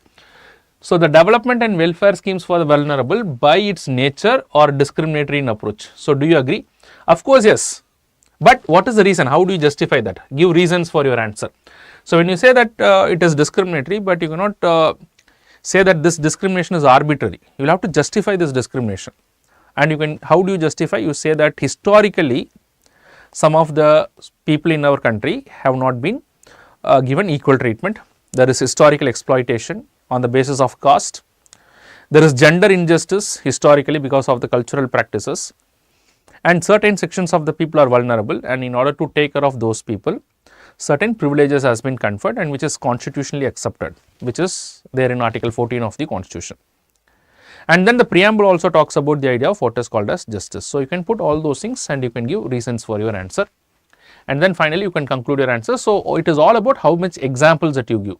So, you can give examples for the vulnerable sections from different categories. You can talk about the Disabilities Act, you can talk about the juvenile justice care, you can talk about women reservation, and then you justify your reasons for the special treatment that is conferred upon these sections of the society. And of course, it is very important, and in fact, you can also say that the idea of positive discrimination is not to be perpetual. Although the Constituent Assembly has given this particular idea of positive discrimination, but they never wanted it to be perpetual or to be in perpetuity. They thought that as long as there is equality in the society, equal opportunities in the society, there has to be some element of positive discrimination, and the moment everybody is equally placed in the society, then the Constitution can roll back all those things, because only the discrimination is possible among the unequals. So, as long as there is inequality, you can do this. When everybody is placed equally, then there is no need for this. So, that is something that you can use it as a part of your conclusion. Okay. So, by saying that, you can conclude your answer. So, try to give one or examples to all these things. So, with that we are conclude our answers, and I would definitely say, if you want to rate me this particular paper, so this is one of the easiest paper in the last few years. Yes, provided for the students who have prepared everything in the syllabus. I am not saying that you can answer all the questions, but as you can answer most of the questions, at least in the polity section. There are 11 questions in the polity questions. So, out of this 11 questions in polity, students who are prepared well, they can easily appear 9 questions, and in the governance there are 4 to 5 questions including social justice, and in the social justice area also they can attempt around 70 to 80% of the questions. So, 15 questions can be easily answered. There are few questions which are tough, including the IR part, but that is how normally UPSC question also comes. Okay. So, if you have any queries with regard to the question, you can also reach out to me through my Telegram channel, that is Babu Gunashekaran 337, or you can reach out to me through my Instagram account, which is babugunashekaran337. Thank you very much for the patience you have shown, and all the very best for your upcoming attempts and for your examination. All the very best. God bless. Thank you.